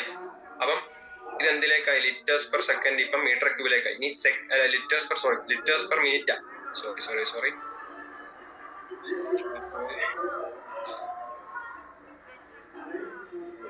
പ്രശ്നം അതാ, ബോർഡാണെങ്കിൽ ഈ പ്രശ്നമൊന്നുമില്ല. അപ്പൊ ലിറ്റേഴ്സ് പെർ മിനിറ്റാ. അപ്പൊ അതിനകത്ത് ലിറ്ററിനെ ഇപ്പൊ നമ്മൾ മാറ്റി മീറ്റർ ക്യൂബ് ആക്കി. ഇനി മിനിറ്റിനെ മാറ്റി എന്തുകൊണ്ട് ഗുണിക്കണം? അവിടെ ഒരു മിനിറ്റ് എന്ന് വെച്ച് കഴിഞ്ഞാൽ എന്താണ്? 60 സെക്കൻഡ്. അപ്പൊ 60 കൊണ്ട് ഗുണിക്കണം. അപ്പൊ എന്താ? 1000 പോയി. അപ്പൊ എന്താ അവിടെ? 1/60 ആവും. അതോടെ ക്യൂവിന്റെ വില എന്തായി? 1/60 മീറ്റർ ക്യൂബ് പെർ സെക്കൻഡ്. ഇവിടെ ഇത് മനസ്സിലാവിടെ ഈ പറഞ്ഞത്?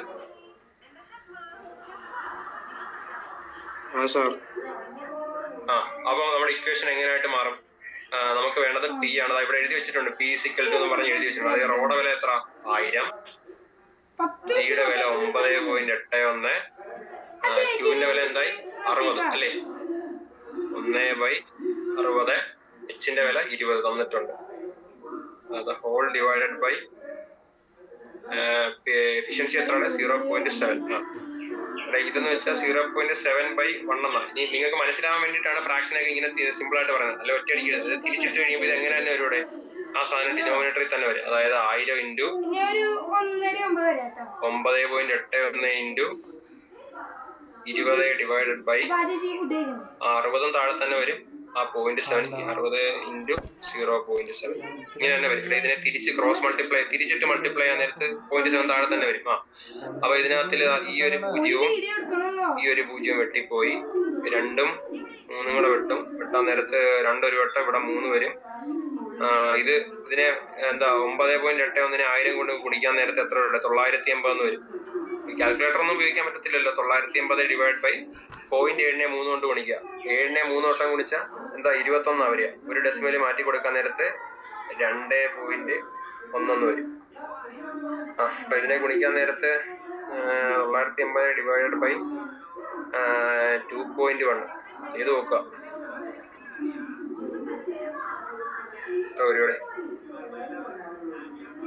ഇവിടെ ഇത് ഇതെങ്ങാണ്ട് വരുമെന്ന് തോന്നുന്നു. 4 കാര്യം ഇവിടെ ഇത് നോക്കണേ. അതായത് 900 സിമ്പിൾ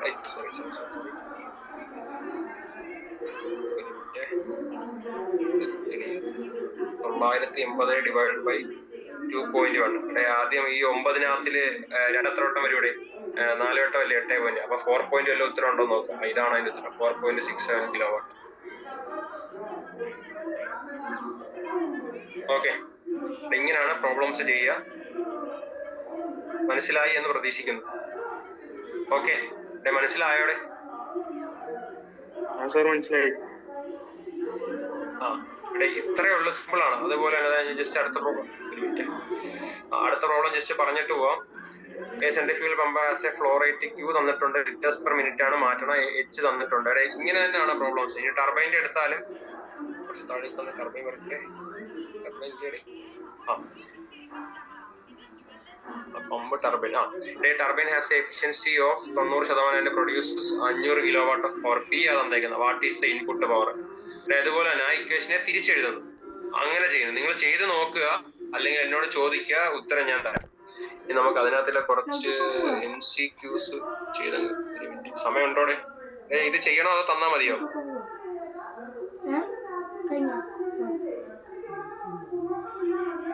ഈ ജസ്റ്റ് MCQs 2-3 ഉണ്ടെന്ന് പറഞ്ഞങ്ങ് പോട്ടോ, കുഴപ്പമുണ്ടോ? ഒരു 12:33 12:40 നിർത്തിയേക്കാം. What type of turbine is suitable for high head low flow application? പിന്നെ ഒരു കാര്യം പറയാം, ഹെഡും മറ്റേ ഫ്ലോ റേറ്റും തമ്മിൽ ഇൻവേഴ്സ്ലി പ്രൊപ്പോർഷണൽ ആണ്. നമ്മൾ പറഞ്ഞില്ലേ ഇപ്പൊ എന്താ ടർബൈൻസിനെ മൂന്നായിട്ട് ക്ലാസിഫൈ ചെയ്തിട്ടുണ്ട്, ഹൈ ഹെഡ്, ലോ ഹെഡ്, അല്ല high head, medium head, low head. High ഹെഡിന് എക്സാമ്പിൾ പെൽട്ടൺ വീല്, മീഡിയം ഹെഡിന് എക്സാമ്പിൾ ഫ്രാൻസിസ്, ലോ ഹെഡിന് എക്സാമ്പിൾ കെപ്ലാൻ. അപ്പൊ ഹെഡും ഫ്ലോ റേറ്റും തമ്മിൽ നേരെ ഇൻവേഴ്സ്ലി പ്രൊപ്പോർഷണൽ. ഹെഡ് കൂടുതലാണെങ്കിൽ ഫ്ലോ റേറ്റ് കുറവായിരിക്കും. അപ്പം നിങ്ങൾ ആലോചിച്ച് നോക്കെ, ഈ പെൽട്ടൺ വീൽ ഒരു ഹൈ ഹെഡ് ടർബൈൻ. അപ്പം പക്ഷെ ഹൈ ഹെഡ് എന്ന് വെച്ച് കഴിഞ്ഞാൽ എന്താ, വെള്ളത്തിന് ഒത്തിരി ഉയർത്തി വെള്ളം ഇരിക്കും. പക്ഷെ ആ ഒത്തിരി ഉയർത്തി വെള്ളം ഇരിക്കുന്നതുകൊണ്ട് അയാള്, അതായത് ടർബൈനകത്ത് വന്ന് ഇടിച്ച് ടർബൈനെ കറക്കുക. അതുകൊണ്ടാണല്ലോ അയാളെ ഇമ്പൾസ് ടർബൈൻ എന്നും വിളിക്കുന്നതുകൊണ്ട് അയാളുടെ പേര് തന്നെയാണല്ലോ പെൽട്ടൺ വീൽ. പക്ഷെ അതിനകത്ത് ഒരു സമയത്ത് വന്ന് ഇടിക്കുന്ന വെള്ളത്തിന്റെ അളവ് എന്തായിരിക്കും? തീരെ കുറവായിരിക്കും. എന്ന് വെച്ചാൽ ഹെഡ് കൂടിയ ആൾക്ക് ഒരു നിശ്ചിത സമയത്ത് അതിൽ കൂടെ ഒഴുകി വന്ന് ആ ടർബൈന്റെ ബ്ലേഡ് ഇടിക്കുന്ന വെള്ളത്തിന്റെ അളവ് കുറവായിരിക്കും. അതായത് ഹെഡ് കൂടുതലാണെങ്കിൽ വെള്ളത്തിന്റെ ഫ്ലോ റേറ്റ് എന്തായിരിക്കും? കുറവായിരിക്കും. നേരെ തിരിച്ച ഇൻവേഴ്സ്ലി പ്രൊപ്പോർഷണൽ, ഒന്ന് കൂടിയാൽ മറ്റേത് കുറവായിരിക്കും.